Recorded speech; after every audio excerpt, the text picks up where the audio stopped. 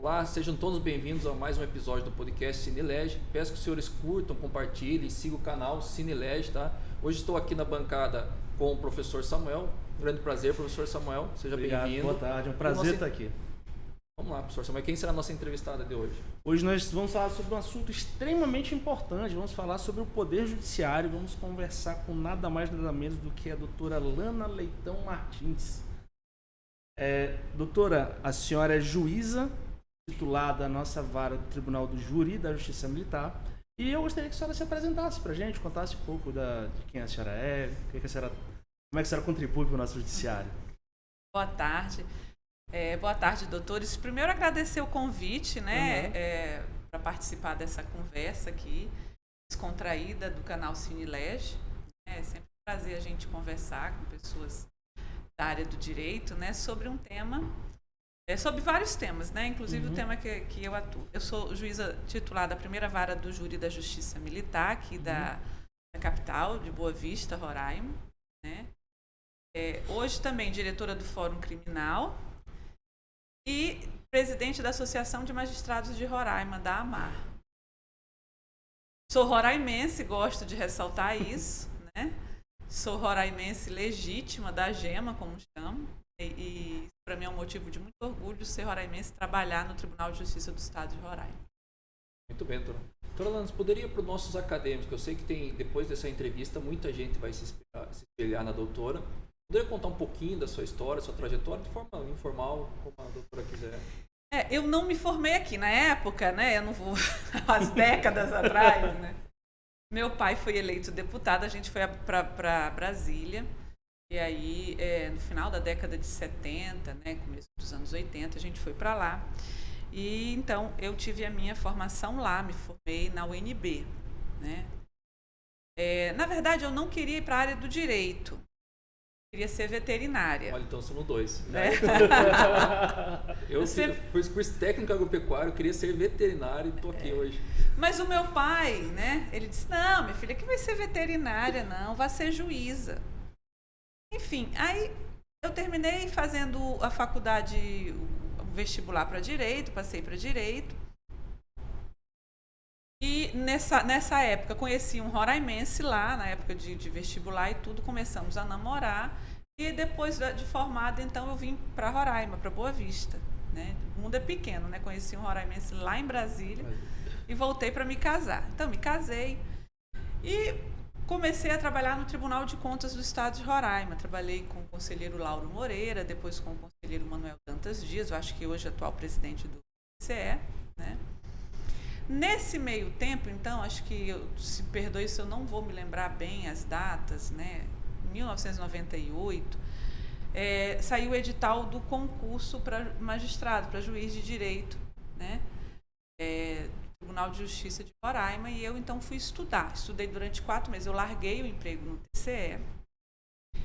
Nessa época, meu filho mais velho tinha 1 ano e 4 meses. Me mudei para Brasília e estudei durante 4 meses, de manhã, de tarde e de noite. Me dediquei ao estudo para o concurso, voltei e passei. Não passei nas primeiras colocações, então demorei 1 ano e pouco a ser chamada, né? Tive a sorte de, no mesmo concurso, passar outro roraimense, que é o Dr. Parima Veras, né? Ele foi chamado, acho que 2 posições antes da minha. E aí fui chamada já no final do ano de 99, né? Ou 2000, agora eu não estou lembrado direito, ou 2001, eu sempre estou esquecendo dessas datas, né? Acho que é 2001, acho que o concurso foi em 99. E aí, então, eu ingressei, fui trabalhar, estava falando com o doutor Samuel, antes do início da gravação, que eu fui trabalhar numa vara extinta aqui, né? Que era a 3ª vara civil, a vara de processos sumaríssimos, nem existe mais o rito sumaríssimo. Também não existe mais, porque era falência e concordata, né? Então, comecei a trabalhar lá. Logo depois, fui mandada para o sul do estado, para a comarca de São Luís do Anauá, onde passei quase 3 anos. Depois, retornei já para a primeira vara do júri, não como titular.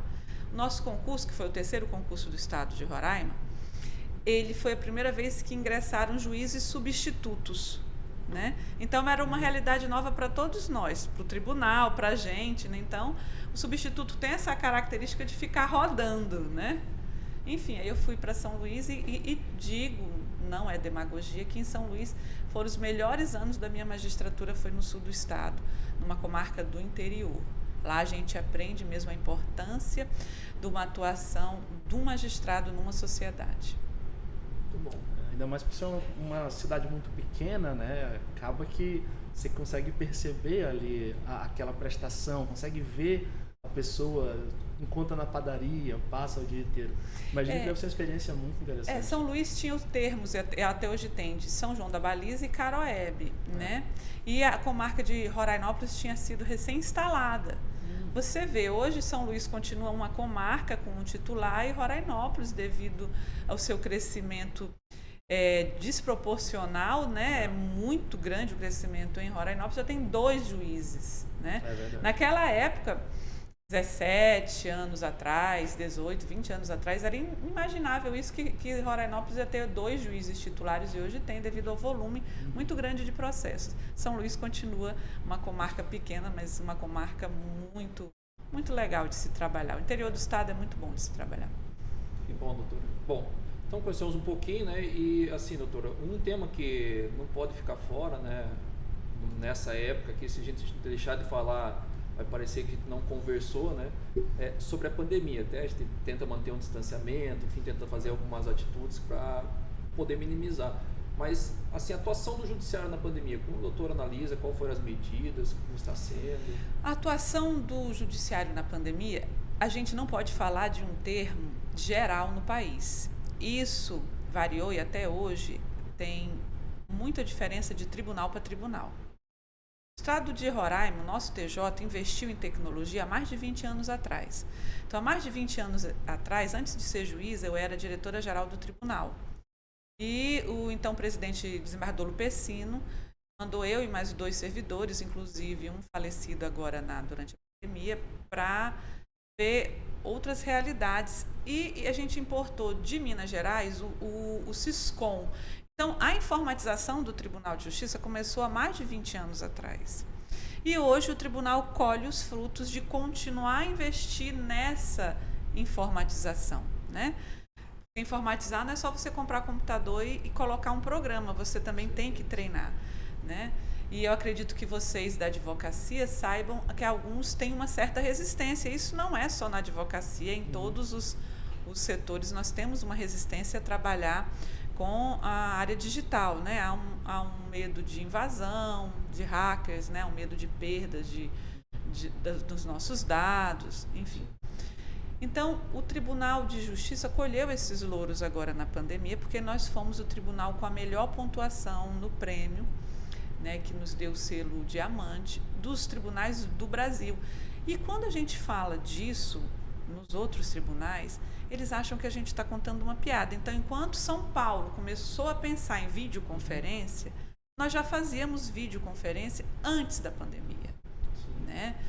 Então, enquanto os outros tribunais pensam, nós já estamos na frente. E é difícil a gente convencer tanto o público de lá do Sul e Sudeste, porque nós somos um tribunal do menor estado da federação, como convencer o nosso próprio público de que o nosso tribunal é o melhor do país, né?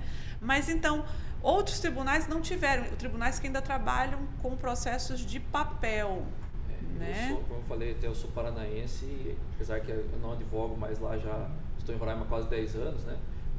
Mas enfrentar processo de papel lá e outra coisa, cartórios não estatizados, cartórios de particulares que cada um tinha um jeito, cada um tinha uma forma. Aí depois começou a se implementar, mas aqui em Roraima eu acho assim sensacional essa questão. Até hoje nós estamos fazendo audiência com um programa próprio, né? Não sei se os outros tribunais aí estão fazendo isso, por exemplo, na Justiça do Trabalho, onde eu atuo muito, é Google, né? Microsoft, enfim, são esses programas. Hoje a gente, quer dizer, na administração passada desenvolveu o Scriba, né, que funciona offline. Isso é importante a gente falar, né? E importamos ao CNJ também um outro sistema, que é o Mandamos, do cumprimento de mandado. Então, Roraima está muito na frente. Eu acho que todos que trabalham em Roraima, sejam roraimenses ou não, sejam juízes, advogados, promotores, todos da área do direito estudante, devem ter essa consciência, que trabalham com uma das justiças mais modernas do país, né? Você pode não ter a justiça mais bem estruturada, e a nossa é muito bem estruturada, mas em matéria de orçamento pode não ter a justiça mais rica, vamos dizer assim. Nós perdemos em muito para o estado de São Paulo, né? A maior corte a maior corte da América Latina, né? Mas em matéria de qualidade, nós estamos muito na frente. Então, tiveram tribunais que pararam durante meses, porque você não podia ir ao fórum, não podia mexer em papel, e como é que você ia dar um despacho, o advogado ia pegar o processo, e aí a contaminação, né? O meio de contaminação. Então, tem tribunais que estão parados. Nós já voltamos com júri, nós já voltamos com audiência de custódia, e existem tribunais que ainda essa realidade está um pouco distante, né? Por mais que a gente esteja aí numa leve descida da pandemia, né? Mas as medidas ainda são muito necessárias. E aqui não.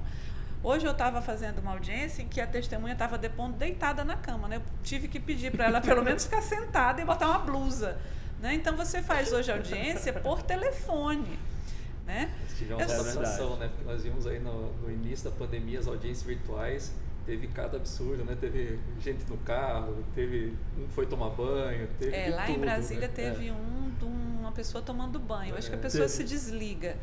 Já né? Aconteceu aqui, aconteceu algumas situações aqui de a pessoa levantar, tá só com terno e bermuda.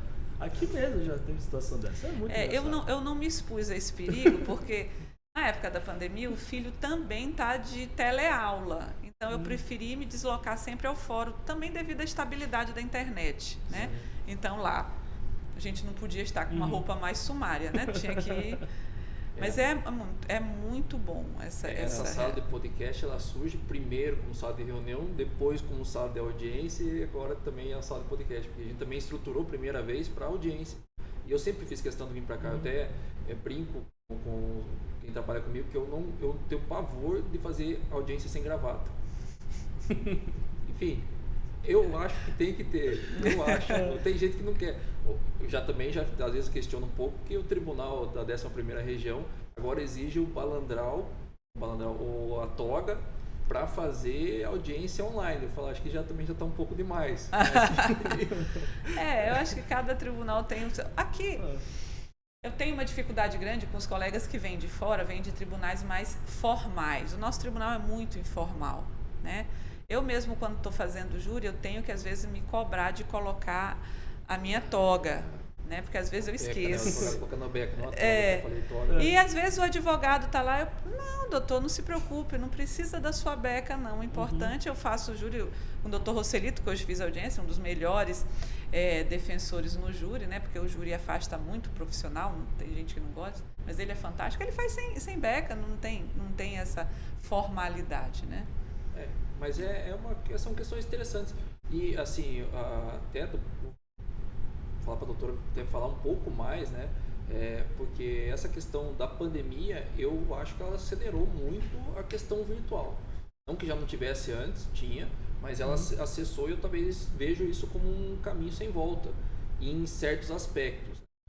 Então, assim, o que a doutora acha das audiências?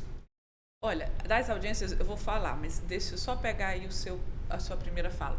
A pandemia não só acelerou, como ela veio quebrando muitos paradigmas. Então, antes da pandemia, se discutia no CNJ a possibilidade de teletrabalho, e ele sempre abria só para servidores do Poder Judiciário. Nunca para magistrados, nunca. Veio a pandemia, ele não teve como fugir disso, e instalou o teletrabalho para todos, não só os servidores, como para os magistrados. E é uma realidade que hoje se fala muito que vai ficar. Não 100% como nós estamos, né? Mas vai facilitar muito o serviço, né? É claro, eu sou da opinião que algumas áreas da magistratura, principalmente do tribunal, precisa da presença física do juiz, mas em algumas outras não há essa necessidade. E o trabalho flui, então você não diminui nem a qualidade, nem a quantidade do trabalho, né?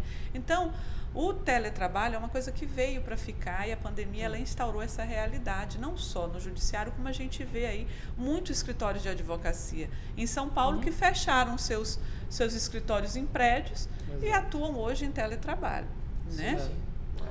Doutora, deixa eu lhe perguntar, como é que fica uma oitiva de testemunha? Mudou muito a oitiva de testemunha, o interrogatório? Não mudou. Mas isso é bom o senhor falar, doutor Samuel, que na semana passada eu estava fazendo uma audiência com um colega, né, um advogado, um colega seu, e ele me questionou justamente isso. Só respondendo ao doutor, sobre a videoconferência em audiência.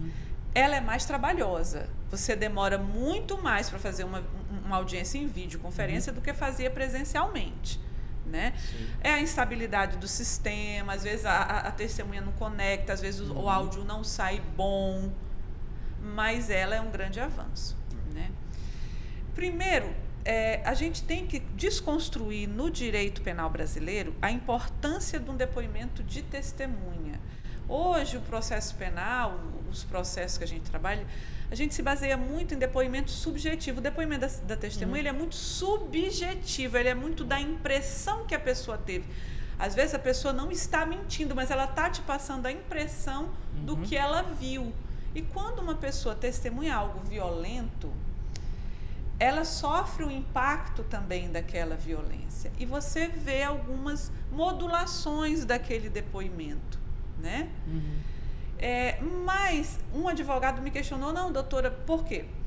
Vou explicar. Às vezes nós não conseguimos conectar com o vídeo da pessoa. Sim. E por um acordo que a gente faz, eu falei, posso ligar para a pessoa? A gente liga pelo próprio sistema e a gente ouve só o áudio dela. E o advogado, então, não se sentiu confortável, e eu disse para ele que entendia plenamente isso, mas que ele deveria confiar no meu trabalho, né? Doutor, se o senhor desconfiar aqui, ou se eu desconfiar que o depoimento está sendo guiado, a gente cancela, a gente traz a testemunha aqui, né? Mas não vamos perder essa oportunidade. Mas é importante o profissional, principalmente trabalha na área do direito penal, ele pensar que o depoimento da testemunha não é a única prova dentro do processo. A gente precisa ter outras provas objetivas, como laudos periciais, né, o trabalho da polícia, né? Então, o depoimento da testemunha ele não vem como um super-herói dentro do processo e salva ou desgraça toda a vida do réu, né? Então, em matéria de você ter um depoimento que você está aí duvidando da credibilidade dele, eu digo que nesse ano que a gente fez muita videoconferência, eu não vi nenhum. Às vezes, a testemunha não está só, realmente. Mas ela está com uma pessoa, você não vê ela interferir. Hoje eu fiz o depoimento de um pai, que o filho foi assassinado, do lado estava a mãe. O pai esqueceu quantos anos o filho tinha quando morreu, a mãe disse 27, né? Mas isso não interfere no resultado que a gente procura, né? E adianta muito o processo. Não é interessante a ninguém. E isso é uma desconstrução que os advogados devem fazer na profissão, isso de que o processo que dura é interessante ao advogado. Não é, nem no processo penal. Nem no processo penal. Porque você réu, carregar um processo penal que não termina é um estigma muito grande, né? Então, isso adianta muito mesmo. Mas, doutora, eu não sei como é que é a atuação na área penal, porque eu não sou, né, como já conversamos, eu não atuo na área penal. Mas eu, se pudesse acabar com todos os meus processos hoje, eu com certeza acabaria, porque o fruto sempre é muito mais rápido. Pensando economicamente, para mim o processo que demora não é vantajoso. Eu vou citar aqui, eu vou citar uma pessoa muito polêmica dentro do direito, né? Mas a gente não pode nunca perder de vista as boas qualidades das pessoas. Eu vou citar aqui o ministro Gilmar Mendes. O ministro Gilmar Mendes foi meu professor na faculdade. Eu sempre digo isso para os meus alunos, não deixem de ver uma palestra do ministro Gilmar Mendes, né? E eu estava vendo uma palestra dele, antes do ministro Gilmar ir ao Supremo, ele era advogado-geral da União. E ele, então, ele contando isso em uma palestra, ele teve uma reunião com os advogados e tinha uma ação da área de elétrica, se eu não me engano, que estava durando séculos já na justiça, né? Pelo menos umas 3 décadas. E aí ele discutindo com o advogado da causa, o advogado da União, ele disse, olha, vamos terminar com esse processo. Aí o advogado disse, mas vai ser um horror. Ele disse, olha, é melhor um final horrível do que um horror sem fim. E eu concordo com ele, né? Então, assim, o processo que demora muito na justiça, ele tende a um fracasso maior, né? Com certeza. É claro que nessa época digital em que a gente vive, em que você dá um clique e você consegue o que você quer, é importante a gente ter na cabeça, e eu vejo muito essa reclamação do advogado, do cliente. Você não pode trazer isso para a área do direito. Você não pode querer entrar com uma ação hoje e amanhã já ter um resultado. É diferente você entrar com uma ação no juizado civil, numa vara de família, onde o processo tem que ter uma maturação. O direito penal também, né? Então, ele não pode demorar muito, mas ele também não pode ter um julgamento rápido demais a ponto de você aí descuidar de alguns paradigmas. Uma análise dentro do processo civil, né, do Cândido Rangel de Dinamarca, que ele traz ele sempre quando ele fala de razoável duração do processo, né, de celeridade, sempre coloca dos dois prismas, né, uma que o processo tem que ter um tempo exatamente de maturação, e não pode demorar muito, porque senão sofre aquele dano marginal do processo, que é a espera, a angústia, o processo frio não sente, mas a pessoa, né, que está ali esperando, e aí liga para o advogado e daí não saiu ainda, e o advogado não. Aí o advogado vai e culpa o juiz. Ou é o juiz que não despacha. Está concluso. Está concluso. Você explicava. Não, doutor, com certeza. Eu me lembro, quando eu era estagiária, eu estagiei na Justiça Federal, e depois nunca mais, eu falei, nunca mais piso na Justiça. Meus colegas federais que me desculpem, mas achava muito chata a matéria, né? Eu me lembro que eu tinha que ler como estagiário contestação dos advogados da Caixa Econômica, que tinham umas 100 laudas, assim, era algo desesperador, né? Eu me lembro que uma vez um servidor do cartório, isso me marcou muito, ligou para uma parte que tinha ganho uma ação. A parte não lembrava do processo. Ele tinha ganho dinheiro, e era um bom dinheiro. O processo demorou tanto que a parte disse, é mesmo? Eu pensei que esse processo já...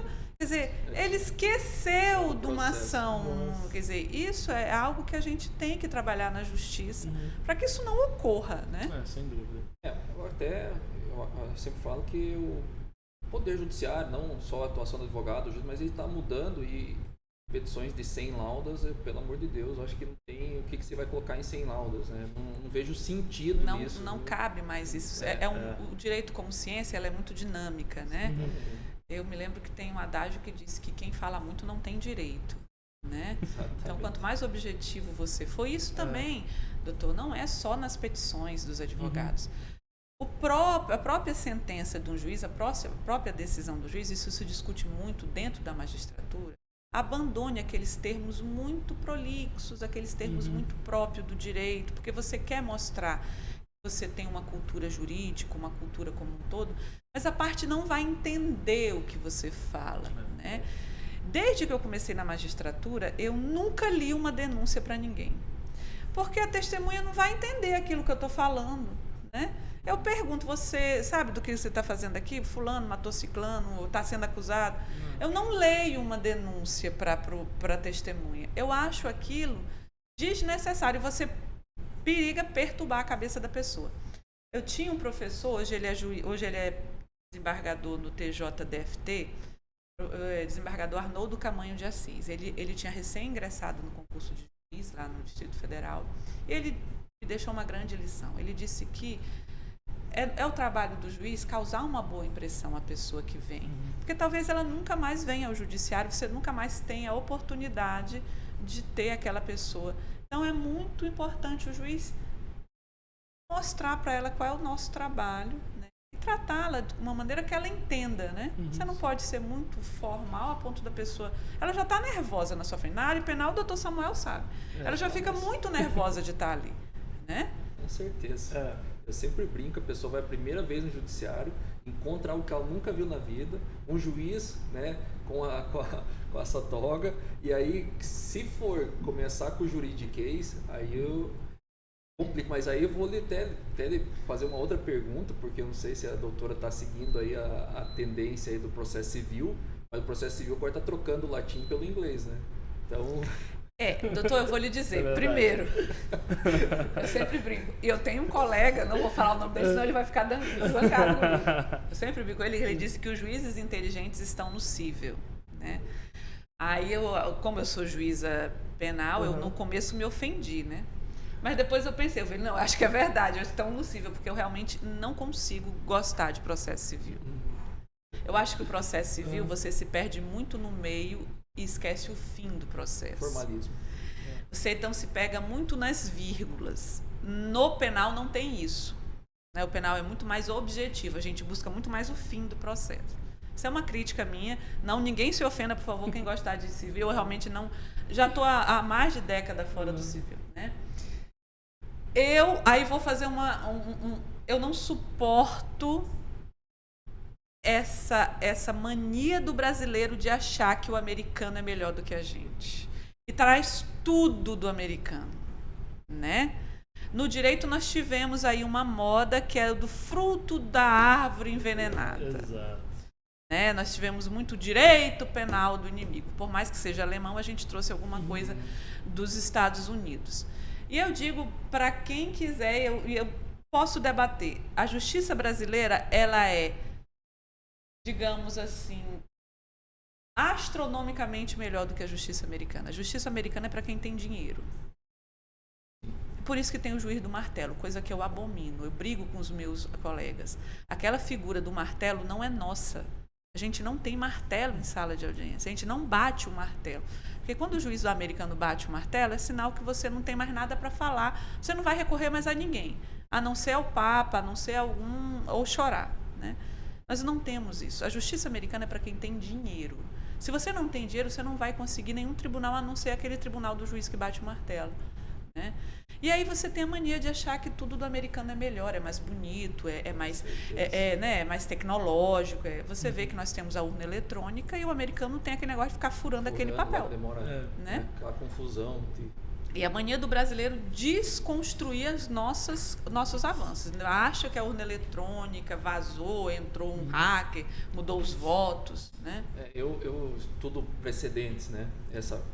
E até fiz uma palestra agora sábado, o presidente brasileiro não é common law, não é americano. Não. Pelo amor de Deus, eu passei acho que uma meia hora do início da palestra tentando mostrar que não tem nada a ver uma coisa com a outra. Mas enfim, e aí tem muita gente que fala, aproximação do direito, enfim. Mas aí vem o brasileiro e começa a falar em distingue, em vez de falar em distinção. Falando, meu Deus, qual é a lógica? Distinção. No direito penal, a gente tem as formas de violência contra a mulher, né? Que eu não decorei. Então, assim, quando a mulher dá uma ideia que o outro homem pega e você só se... E isso é muito, né? Você esqueceu que a mulher deu a ideia, mas tem uma palavra própria em inglês que realmente eu não sei, né? Eu acho que nós, brasileiros, temos que criar essa cultura todo dia da gente saber que nós somos uma grande nação, né? Não só em termos de grandiosidade territorial, mas de pensamento, de produção. A justiça brasileira, ela é muito boa. Agora, é claro, em matéria de doutrina, a gente lê muita doutrina e pode... Mas vamos botar no português aquilo que eles trazem dos Estados Unidos, né? Tudo a gente tem mania, né? Facilitar o acesso à justiça. Né? Na pandemia, negócio de delivery, né? Entrega em casa, né? Entrega em casa. Né? Doutora, nós temos que conversar mais, porque eu falo que todas essas legislações, para mim, chegam a ser inconstitucional, porque o que é delivery? O que é delivery? O que é lockdown? Eu não sei exatamente então você o que fala, é. Você fala inglês? tudo. Ok, falo, tá, mais ou menos falo, né? Compreendo, leio, enfim. Tive que ir para um cursinho para poder melhorar por causa do doutorado, que tinha que ir para fora e acabei não indo por causa da pandemia, enfim, mas tive que melhorar. Mas qual é a definição do lockdown? Qual é a definição exata do lockdown? E aí, nós somos todos aqui estudaram. Aí você fala para alguém que não estudou, estamos em lockdown, pessoal. Lockdown? Daqui a pouco vai abrasileirar, né? Porque como diz que o forró, né, vem de uma exatamente. Forró. Daqui a pouco o lockdown vai virar alguma expressão. É uma expressão que a gente entende, né? Mas só que eu acho que para legislação tem que ser no vernáculo, né? Tem que ser na língua portuguesa. coloca lá, está fechado, ou só pode fazer entrega, porque eu sempre falo delivery, define se a pessoa pode entrar no estabelecimento, pegar o produto e sair, ou só pode o motoboy entregar o motoboy, né? É um motoboy. Mas eu falei offline antes, né? Então, assim, Não, essas coisas... Mas enfim, né? é porque isso aí até vem, até algumas coisas de computador, principalmente, que vem, ele vem com um termo e a gente não consegue... mas enfim, eu acho que o judiciário, no que não puder, não precisar... Deixa pra lá. Quanto mais puder simplificar, melhor. Mais fácil a pessoa vai compreender aquilo. Tem algo que a doutora faz que eu acho genial. No início das audiências dela, ela pergunta para testemunha, se ela sabe que não pode mentir. Você sabe que não pode mentir aqui? Não faz a leitura do Código Penal sem Não, aí você vai falar, você sabe o que é perjúrio? Ela vai olhar pra sua cara e não tem a menor ideia do que você está falando. E eu sempre digo, né... para a testemunha, que a mentira não é interessante, porque se ela vai mentir para prejudicar o réu, ela não vai conseguir. Se ela vai mentir para beneficiar o réu, ela vai jogar areia no angu. Então não adianta, né? Então é isso que eu tento. Porque assim, eu acho que é uma forma de coação. Você dizer, olha, se você mentir aqui vai ser crime, você vai ser processado. Eu acho que a pessoa não está ali numa situação que você tenha que fazer aquilo, né? Exatamente. Doutor, uma das coisas, para até passar para o próximo tema, depois desse tema de pandemia, o doutor falou que o tribunal ganha prêmios. E uma das coisas que isso aqui não fiz uma pesquisa, então não vou falar, isso é uma verdade, mas até ouvi algumas palestras nos últimos tempos que o Brasil, na pandemia, deu de 10-0 em muitos países, seja por continuar andando, por o Poder Judiciário continuar sentenciando, continuamos tendo audiências, por aí vai, né? Isso, para o Tribunal de Justiça de Roraima, com os sistemas, é isso que leva à premiação ou tem algo a mais nesse tribunal que a gente tem aí? Olha, doutor, eu sei que eu estou aqui na bancada com 2 advogados e sempre há críticas ao nosso trabalho. Mas o Tribunal de Justiça do Estado de Roraima, o que nos leva a ganhar prêmios é a dedicação com que todos que trabalham no tribunal têm. Não só dos magistrados, os servidores são muito dedicados. Os parceiros são muito dedicados. Eu falo com todo orgulho, quando eu vou numa reunião de associações de magistrados, que a OAB de Roraima é uma grande parceira do Tribunal de Justiça do Estado de Roraima. Nós não temos problemas de convivência com advogados. Está aqui o doutor Samuel, o senhor não convive na Justiça Penal, na Justiça Criminal, mas o doutor Samuel convive, né? Então, nós não temos esse problema, essa rixa entre juiz, entre Ministério Público, entre advogado. Então, todos os parceiros da justiça aqui em Roraima, eles contribuem para que o tribunal seja o tribunal de qualidade que é. Mas o compromisso de todos, porque todos nós somos compromissados em uma prestação jurisdicional melhor, mais eficiente, mais eficaz. Há críticas? Lógico que há. O senhor, como advogado, o doutor Samuel também, tem todo o direito de fazer críticas, e um trabalho que não é criticado, você põe a dúvida nele, né? Então, a gente sempre tem o compromisso de melhorar. A gente procura sempre melhorar. A gente está sempre discutindo, a gente está sempre em reunião. Para mim, uma das piores coisas da pandemia é a reunião. Eu já participei de 3 reuniões ao mesmo tempo. Isso é desgastante, a gente não consegue, né, participar. Mas a gente está sempre buscando.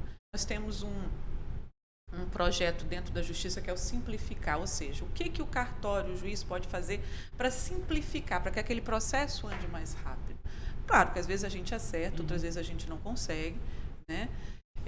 Mas a gente sempre tem essa tendência de melhorar e de fornecer ao jurisdicionado a melhor prestação jurisdicional, né?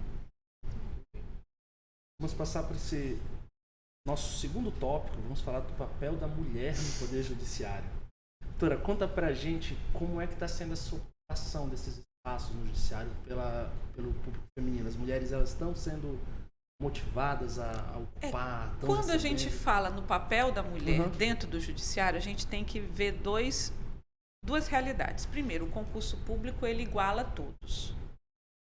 Iguala no sentido de, se a mulher passar, ela vai ser chamada, né? Isso é uma questão, falar sobre o papel da mulher, porque é muito diferente um homem estudar e uma mulher estudar para um concurso, né? Infelizmente, nós não chegamos ao patamar de igualdade de gênero, estamos muito longe disso, né? Mas em matéria de concurso, você vai ter concorre em pé de igualdade, assim, vamos botar uma aspas nisso. Aqui no Norte e no Nordeste, nós vivemos uma realidade um pouco diferente do Sul. Eu não sabia, eu fui descobrir isso recentemente. No Sul e no Sudeste passam muito mais mulheres no concurso da magistratura do que homens. Interessante. No Norte e no Nordeste, não. E por quê? Porque os maridos e namorados se recusam a acompanhar as mulheres que vão ser juízas no Norte e no Nordeste. Então, aqui passam muito mais homens do que mulheres. Né? Essa realidade, por exemplo, o último concurso que teve, nós tivemos muito mais ingresso de mulheres do que nos outros concursos. No meu concurso entrou 2. Eu e a doutora Maria Aparecida, que já me abandonou, já se aposentou, fiquei a única no meu concurso. Né? Então, a cada ano no tribunal, a gente vem com ingresso maior de mulheres. Mas isso é uma coisa a gente passar no concurso, outra coisa é a gente ir galgando a carreira. Né? Então, nós temos aqui um tribunal que tem uma participação de 20% de mulher, onde depois de mais de 10 anos é que a primeira mulher ingressou para ser do 2º grau. Então, se discute hoje, e o CNJ é uma discussão muito tímida ainda, muito primária, de uma cota da participação feminina. Eu estava lendo uma matéria no final da semana passada, de que, se eu não me engano, foi na Argentina, elegeu agora o Congresso, e foi no Chile, no Chile, e se elegeram mais mulheres do que homens. E lá tem uma cota de gênero, tem que ser 50%.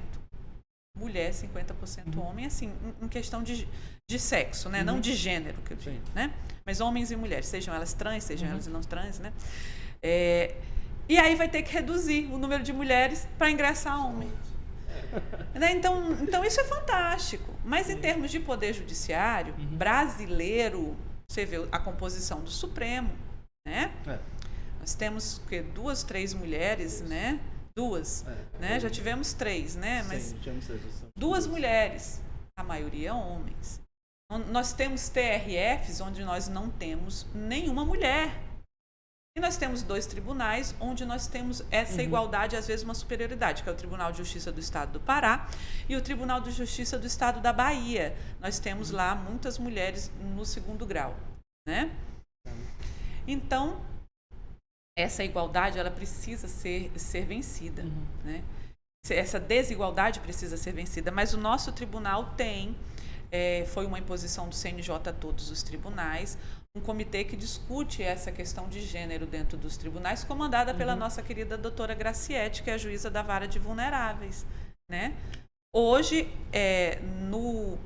na primeira instância, a juíza mulher mais antiga, a doutora Graciete. Muito bem. Eu acho que vai mudar, porque o número de quem está cursando direito, está se formando, é muito mais mulheres do que homens. Então, acho que logo nós vamos ter essa tendência. Que bom, já é uma tendência no Sul e no Sudeste, né? Vamos ver se elas largam os maridos e os noivos para lá e vêm casar por aqui, vêm namorar por aqui, né? E vêm ser juiz aqui, né? E tem alguma diferença no tratamento, assim, principalmente na sua área, né? Que a senhora, como falou pra gente, está atuando na área criminal. Eu estava conversando com a doutora antes de começar eu esqueci o nome da doutora, mas... Doutora Michele, né? Aqui em Roraima acontece um movimento muito, muito engraçado, né? Proporcionalmente, somos mais mulheres no crime do que homens. E no cível, mais homens do que mulheres. Né? Aí já saiu até uma matéria aí de um jornal local que era juízas, digamos, as juízas do crime, né? O tratamento administrativo não tem diferença. Não tem. Com certeza não tem. Mas isso não quer dizer que nós mulheres não temos que lutar por aquilo pelo nosso lugar ao sol, né? Então, mais uma vez vou destacar, o TJ tem a primeira coronel como chefe lá da Casa Militar do TJ, né? Então, isso foi uma coisa bem bacana pra gente. Mas existe ainda o machismo. O machismo, ele é estrutural na nossa sociedade e isso também respinga um pouco na atuação profissional, né? Quando eu era juiz em São Luís do Anauá, a testemunha, sempre quando era homem, ele nunca olhava para minha cara, ele sempre olhava para a cara do promotor. Ele me chamava de rapaz. Rapaz, o negócio é o seguinte. Hoje a testemunha me chamou de rapaz. Né? Rapaz, o negócio é o seguinte. E ele sempre focava mais no promotor que estava ao meu lado, né? Mas eu nunca me deixei levar por esse tipo de preconceito. Eu nunca fui vítima de preconceito, porque eu nunca me coloquei na posição de vítima. Não quero dizer que algumas mulheres se coloquem, né? Mas a gente precisa ainda avançar muito, mesmo em termos de magistratura, né? Discutir o movimento feminista, a questão de gênero, é uma coisa que a gente tem que fazer sempre. Muito embora, às vezes, alguns colegas falem, mas isso é frescura. Não, isso não é frescura. Então, assim, eu tenho muito orgulho de dizer que a nossa presidente da Associação Nacional dos Magistrados, né, a AMB, ela é mulher e ela é fantástica. Ela é uma mulher admirável em todos os termos. E ela foi a primeira presidente depois de 40 anos de existência da AMB. Eu acho que a OAB nunca teve uma presidente mulher. Ainda não. Tá na hora da gente vencer isso. Pois né? tem um movimento que sempre estão tentando, né? Mas tá na hora sim.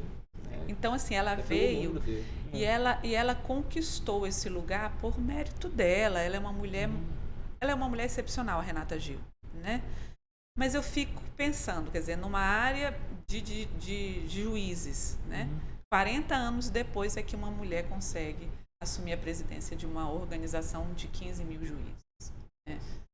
Batalha, né? Aqui não, aqui já teve. Aqui eu não sou a primeira presidente, não. A desembargadora Elaine, na época que era juíza, já foi presidente. A desembargadora Tânia também já foi presidente da nossa associação.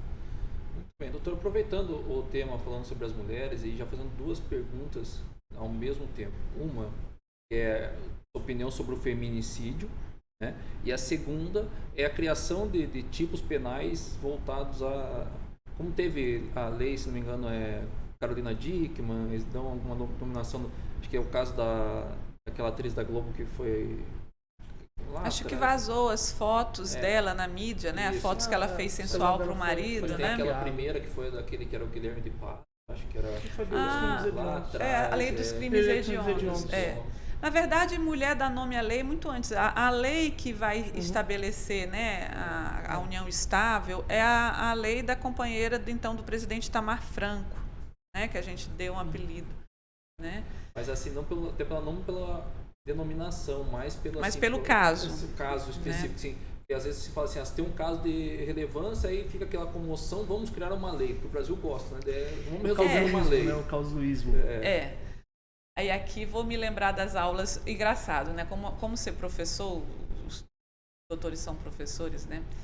Eu fui professora do magnífico reitor Regis, e agora eu fui aluna dele, né? E na aula de criminologia a gente discutia justamente isso, né? O rumo que o direito penal tem, quando você sempre tem que criar uma lei com uma punição maior para prevenir um crime que está assolando, né? Isso não vai dar jeito, nunca, né? O Brasil, ele bate recordes, né, de crime contra a mulher. Não é uma discussão só jurídica, é uma discussão social, cultural. Né? E Roraima, infelizmente, está no topo desse ranking. E muito embora eu vá dizer para você aqui, doutor, que eu, como juíza da vara de júri, eu tenho poucos casos de feminicídio. Mas, proporcionalmente, esses casos impactam nas estatísticas, né? Porque nós somos uma sociedade muito pequena em números, né? Então, se tem 10 casos, você vai fazer a proporção e isso vai dizer que Roraima está aí nos primeiros lugares aí de crime contra a mulher, né? Primeiro, eu acho que todo mundo já sabe isso, feminicídio não é um tipo penal, é uma causa especial de aumento de pena. Eu acho que necessária como uma resposta social, mas ela não vai solucionar o problema. O primeiro caso de feminicídio que eu fiz no júri foi um caso muito triste, um caso de um homem que matou a sogra para causar uma dor enorme à ex-mulher. E foi até hoje uma das penas maiores que eu já dei, porque era um réu, acho que um crime só, que foi o crime de homicídio, com várias qualificadoras, o feminicídio. O fato da vítima ser maior de 60. Foi 30 e tantos anos de pena. Mas isso não vai dar um jeito, tanto que depois disso a gente não teve diminuição de feminicídios. Falava com com o doutor Samuel lá fora, de um feminicídio assim indireto, que foi um caso muito polêmico aqui de Boa Vista também, né? É o caso do ex-policial Felipe Quadros. Isso não vai dar jeito na violência contra. Mas uma resposta onde nós temos uma pena maior, que a vítima morreu em razão da sua condição de gênero, é necessária. Como é necessária, né, caso ela morra devido a qualquer outra, como no caso das pessoas trans, né? Você não pode matar uma pessoa porque você não concorda com a orientação sexual dela, né? Ou porque é diferente da sua, né? Então eu acredito que isso seja uma resposta, digamos, do legislador à sociedade, mas isso não vai resolver o nosso problema monstruoso de violência doméstica. Está mais no social do que só que estão... Mas para dar uma resposta à sociedade, né? O leigo não entende que isso não resolve. Cadeia não resolve crime, né? Cadeia não... Prisão nenhuma vai resolver o problema de violência urbana no Brasil. Isso é uma questão muito maior, uma questão social. É uma questão que passa pela sociedade. Porque eu sempre disse isso. Semana passada eu fiz um júri que eu achei interessante. Porque há uma crítica muito grande ao Tribunal do Júri. Só critica o Tribunal do Júri quem nunca trabalhou no júri. O júri é uma escola. Engraçado, eu acho tão engraçado isso. Eu vejo, embora não seja do meu gosto pessoal, as pessoas comentando um programa de reality show. Lá vai falando, não vamos falar em inglês de novo, né? O júri é um reality show. Porque lá a gente sente o termômetro da sociedade. E eu vejo todo mundo criticando. Próprios colegas, próprios magistrados, colegas dizem, não, eu por mim acabava o tribunal do júri. Eu digo, é porque você nunca trabalhou lá. E isso se discute muito hoje no judiciário, que eu acho uma discussão bem pertinente. A gente discute na escola do Poder Judiciário, na Infam, competências dos juízes. Eu não tenho afinidade com algumas áreas. Então, eu não vou me dar bem. Então, você tem que trabalhar naquilo que você tem afinidade. E é incrível como a sociedade sempre acha que o problema da violência urbana é do poder público. O brasileiro tem essa mania de achar que tudo é problema do governo. Esquece que é um problema seu, né? É um problema da sociedade. Aí o réu estava sendo acusado, eu não posso falar muito porque o júri foi semana passada, não transitou em julgado, né? Estava sendo acusado ele estava sendo acusado de um homicídio, da participação numa tentativa. E ele disse, mas olha, as vítimas chegaram lá, a vítima chegou lá e não se identificou. E no Brasil que a gente vive, a gente não pode ter segurança. Eu achei aquilo tão engraçado. Ele já respondia por um roubo. Estava respondendo por dois... E ele não se identificou como uma pessoa que causa essa instabilidade social, né? É, interessante. Doutora, deixa eu lhe perguntar. As penas no Brasil são baixas? Eu não acho que as penas no Brasil sejam baixas. Eu não acredito. É claro que um ou outro crime você precisa dar uma exasperada na pena. Né? Mas eu não acho que as penas no Brasil sejam baixas. Não acho que prisão perpétua, pena de morte, solucione o problema. Você vê isso nos Estados Unidos. Os Estados Unidos hoje discute, porque é bom deixar claro que a cadeia americana é formada de latinos, de afrodescendentes, de pessoas pobres. E lá não há progressão de regime. E as cadeias estão superlotadas. Né? E eles discutem hoje isso. E nós temos isso no Brasil. O problema é que tudo no Brasil é sempre invertido. Né? Tudo no Brasil é sempre discussão invertida. Né? Não são eles que têm problema, é a gente que precisa estruturar melhor. São eles que eu digo os presos. Né? Então, pena não resolve crime. Agora, é claro, um ou outro você precisa. Você vê aí o caso de direção sobre efeito de álcool, de droga, né? Você fica chocada quando uma pessoa bêbada mata alguém na rua. Né? Mas você tem que trazer essa discussão para o campo jurídico. É diferente de você comparar isso com um homicídio doloso em que a pessoa, de propósito, vai lá e mata a outra, seja com uma faca, seja com uma pedra, seja com um revólver. Né? Então, é diferente isso. Aí você exaspera a pena do crime de homicídio dirigindo um veículo automotor. Então, não acho que seja isso. Agora, nos casos de feminicídio, é importante a gente ter uma pena bem grande. Agora está discutindo que a pena base do feminicídio não seja 12 anos, mas Sim. 15 anos. Né? E realmente os fatos, alguns casos que a gente apura, realmente causam na sociedade uma repulsa muito grande. Né? Mas um caso pontual ou outro. É bom quem gosta de direito penal ou quem não gosta de direito penal saber que tempo de cadeia não resolve o problema de criminalidade no Brasil. É porque quando se pensa em processo penal, né, a pessoa foi condenada a quantos anos? É quantitativo. Então que se importa, discute muito, né? se Por resolver, exemplo, né? é tão ruim, o réu sai do júri andando e as pessoas ficam vendo. É uma questão de educação, né? O que é condenado por um latrocínio sai da audiência de instrução andando também pela porta do fórum. O que é condenado por um estupro, a pessoa que esteve à frente da administração, que é condenada pelo crime de colarinho branco, também recorre até o Supremo em liberdade, porque só o homicida você vai imputar, você vai fazer essa exceção constitucional de que ele saia do julgamento preso, porque para dar uma satisfação à sociedade. Nós conversávamos aqui no escritório, acho que no passado, né, falando sobre só acha que a pena é baixa, alguma coisa nesse sentido, quem nunca pisou numa cadeia, porque eu fui poucas vezes presídio até que eu fui lá em Curitiba, na cadeia, no presídio lá na Piraquara, até que é bem organizado. Agora, quando está preso em um departamento de polícia, numa cadeia, olha, doutora, sou sincero, eu fui embora tomar banho e pensando que tem que trabalhar muito essa vida para nunca estar lá. Doutor, eu lhe digo que a gente está preso em casa e está para enlouquecer. Situação. E o sistema penal brasileiro é um reflexo também. A sociedade acha que prendendo dá jeito. Ela esquece que mais cedo ou mais tarde aquela pessoa vai sair.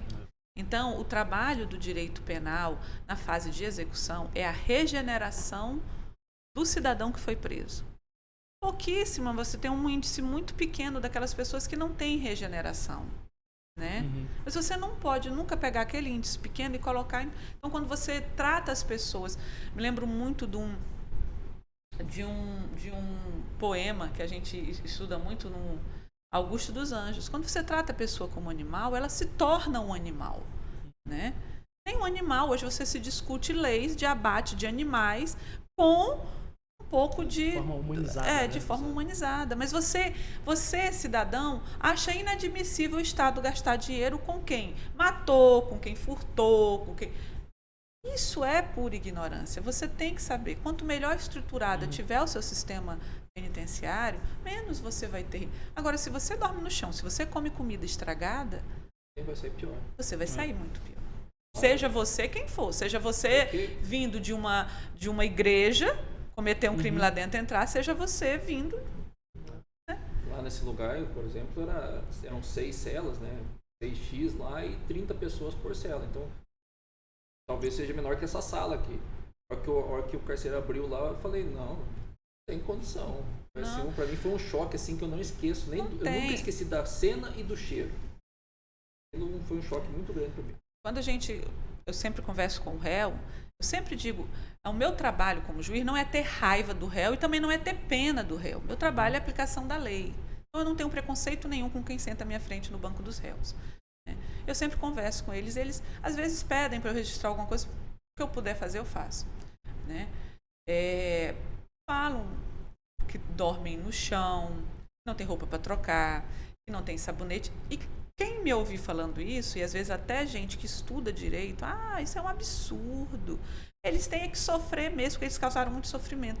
Quer dizer, precisa de uma evolução humanitária também na sociedade. Né? É claro, você acabou de ver aí, né, a imprensa se discute muito a morte daquele garoto. É difícil você falar isso para quem matou uma criança, para quem matou um idoso, para quem matou uma pessoa. Mas você tem que ter essa visão, sim. E a lei de execução penal é uma lei como outra qualquer, né? Tem que ser executada, né? Infelizmente, ela não é só problema do judiciário, que as pessoas acham que é o judiciário que coordena o sistema penitenciário. Sim. E não é. Né? Esse é um dos papéis que a gente tenta aqui levar no podcast, que é para falar para para quem está do outro lado, preste atenção que não é assim que funciona. O grande problema do Poder Judiciário brasileiro é a falta de informação da sua sociedade. A maioria das pessoas não sabe o que um juiz faz, não sabe o papel do advogado. Talvez o do advogado seja o mais fácil, de assim, mais explicar, né? popular, né? Não sabe o que o Ministério Público faz, não sabe o que uma Procuradoria do Estado faz, não sabe o que uma Defensoria, né? E há muitos anos o Judiciário tenta quebrar essa caixa preta, né? E o que chega a ele é o Supremo. E depois da televisionada, quando passou a ser televisionado a sessão do Supremo, tem um professor meu que fala isso. Desde que passou a ser televisionado o Supremo é que começou a dar problema. E só aparecem os votos mais polêmicos, né? Porque o Supremo tem assim, você tem votos muito bacanas de se ver, né? Mas infelizmente só sai o mais que causa mais repugnância em todo mundo, com né? certeza. Mas, enfim. E principalmente, só sai o resultado. Não sai a explicação, a discussão, não sai o debate. Como chegou naquela conclusão. Que é jurídico, Exato. né? Que são debates jurídicos. É a mesma coisa de você ver um médico operando. Você deve ficar horrorizado com alguns procedimentos da medicina, mas que são procedimentos técnicos. Né? E eu falo que a inquietude dentro do Supremo está tão grande porque ele consegue unir todo mundo em volta ou para não gostar ou para gostar. Eu acredito que o Supremo hoje ele reúne muito mais antipatizantes do que simpatizantes. Mas né? porque não entende. Até uma das coisas do Supremo, como a gente falou aqui no começo, né, eu sempre falo que podcast que não pode falar de política de forma nenhuma, nem eu gosto de conversar nesses ambientes. Uma das coisas do STF que eu fico preocupado quando eu assisto, né, que eu assisto o julgamento às vezes, né, quando me interessa, é um voto também do ministro lá, sei lá, 40, 50 páginas para ele ficar lendo o voto, você fica ali e fala, olha, quer um sonífero, põe no TV Justiça, julgamento do STF, você vai dormir. Porque a Corte Constitucional, ela devia ter esse papel de ser, tipo assim, um baluarte com votos, né? Agora, doutor, se o senhor me permite, eu quero deixar bem claro que o Supremo é formado por 2 juízes concursados. O resto é tudo advogado. Concordo. Né? O resto é tudo advogado. A doutora está falando com o advogado. Não é muito jurídico. Não é que não é muito jurídico. Lógico que é jurídico. O advogado, eu sempre digo, o advogado dentro dos leques de direito, o advogado, ele tem que ser o profissional mais criativo da área do direito. É o advogado que vai ver uma ou outra brecha que ele pode, então, encaixar o caso do cliente dele. Sim. Mas é um poder judiciário. Se você quer fazer parte do poder judiciário, faça um concurso para juiz. Eu sempre digo para os meus alunos, se você quer ser rico, vai ser advogado. Não vai ser nem juiz, nem promotor, nem procurador do Estado. Não vai, porque você vai ser funcionário público. Né? Então, essa é uma crítica que a gente tem muito dentro da magistratura, o 5º Constitucional, que em razão da figura do CNJ, ele deixou de ter legitimidade dentro do Poder Judiciário. E vamos obedecer o 5º. O Supremo não é formado por magistrados de carreira. Nós temos 2, o Lewandowski e agora o nosso presidente, o Fux.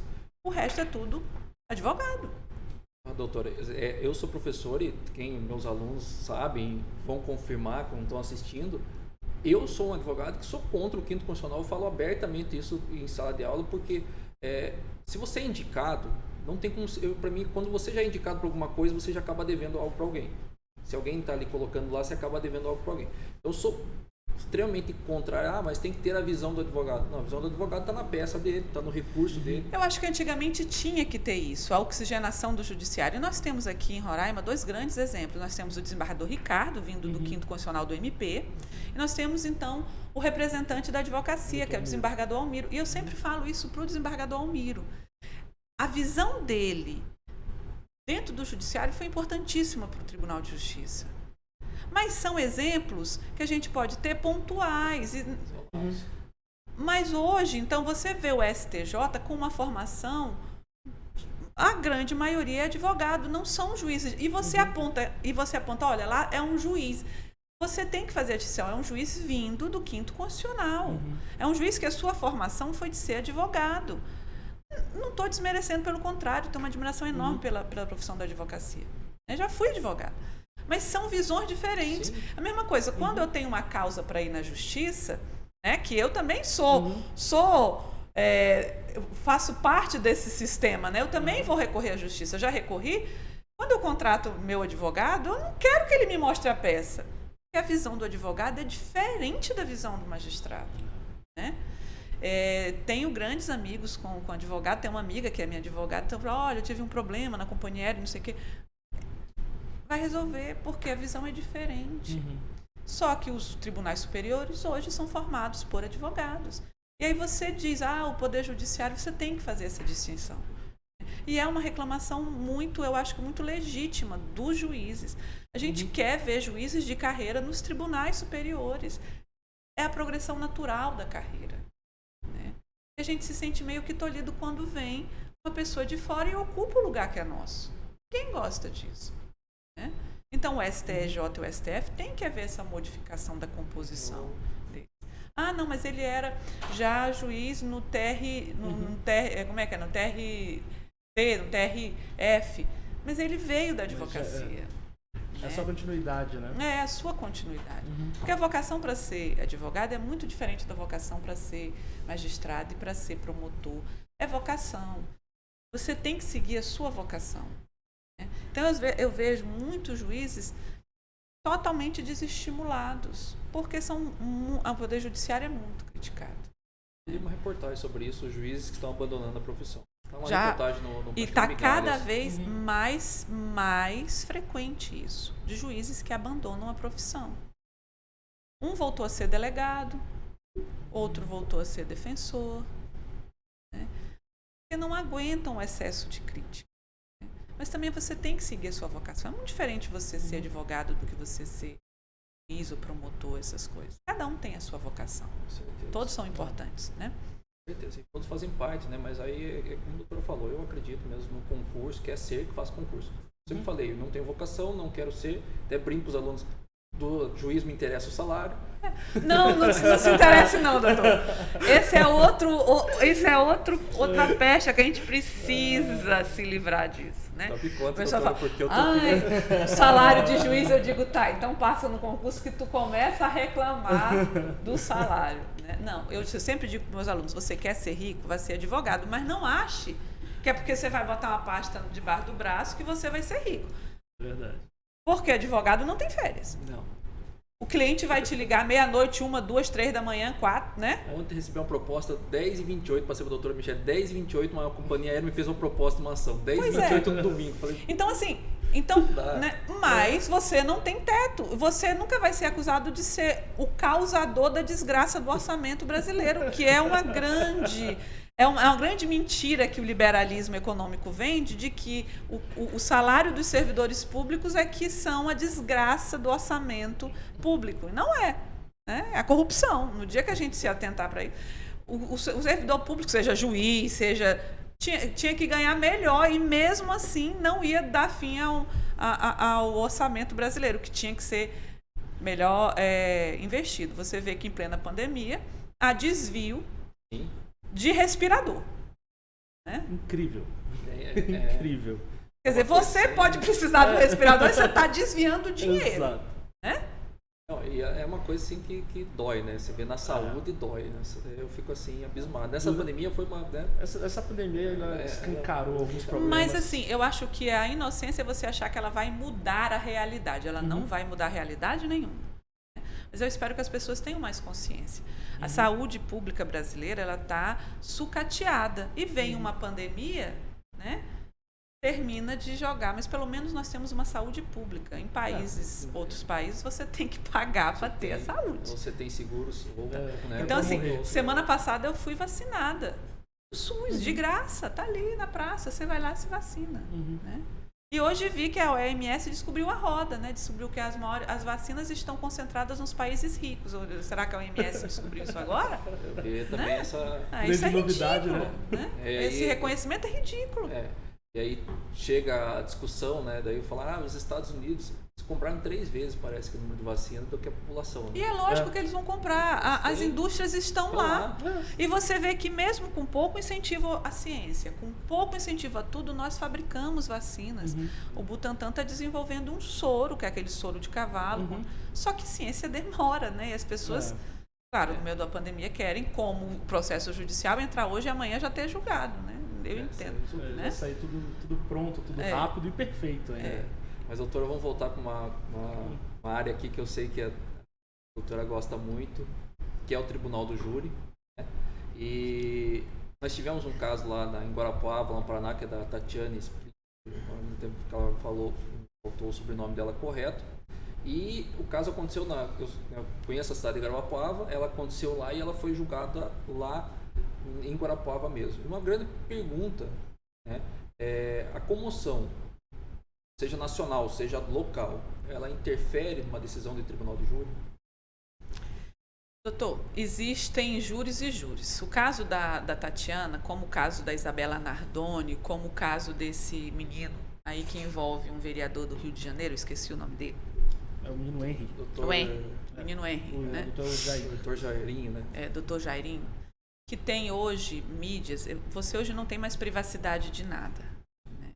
Então, isso é uma discussão que a gente tem que evoluir no direito penal. Até quando a mídia influencia na decisão do jurado. Ela vai influenciar quando a mídia vai distorcer a realidade dos fatos e das provas. Você pode dizer que houve uma distorção. Mas quando os vídeos que são vídeos verídicos e vão ser juntados à prova do processo, não há nenhuma alteração. Então, assim, eu acho que o profissional do direito que trabalha no júri, seja ele um advogado ou um promotor, ele tem que ter primeiro um compromisso com a verdade. Né? Eu sempre digo que o caso do julgamento da Isabela Nardoni era um caso que todo estudante do direito devia analisar tecnicamente. Nós tivemos um promotor fantástico, que é o Sebranelli, que hoje já está como procurador, e um advogado excepcional, que é o Pódiva, não sei o que Pódiva. Eu me lembro bem dos depoimentos que ele dava. Ele disse: eu sei que os réus estão condenados. Eu só quero correr atrás agora de uma defesa mais digna, né? De provas. Então, a gente não pode fugir dessa realidade. Todos os jurados têm acesso a esses vídeos. Eu acredito que na cidade de Guarapuava todos viram também. Você não vai fugir daquilo dali. Você vê no vídeo ele correndo, espancando ela correndo, ela dentro do elevador. Né? Então, essa prova é uma prova que deve estar nos autos. Agora, o que você não pode admitir é uma influência ruim da mídia, com essas fake news, com essa construção. E a mídia tem essa tendência, né, de demonizar ou de santificar alguém. Mas aqui no júri a gente não tem muito essa distorção, porque esses vídeos, eles vazam. Nós tivemos o caso, eu estava acusando com o doutor Samuel, do Felipe Quadros, em que o vídeo dele vazou. Né? E foi o vídeo usado pelo promotor. Né?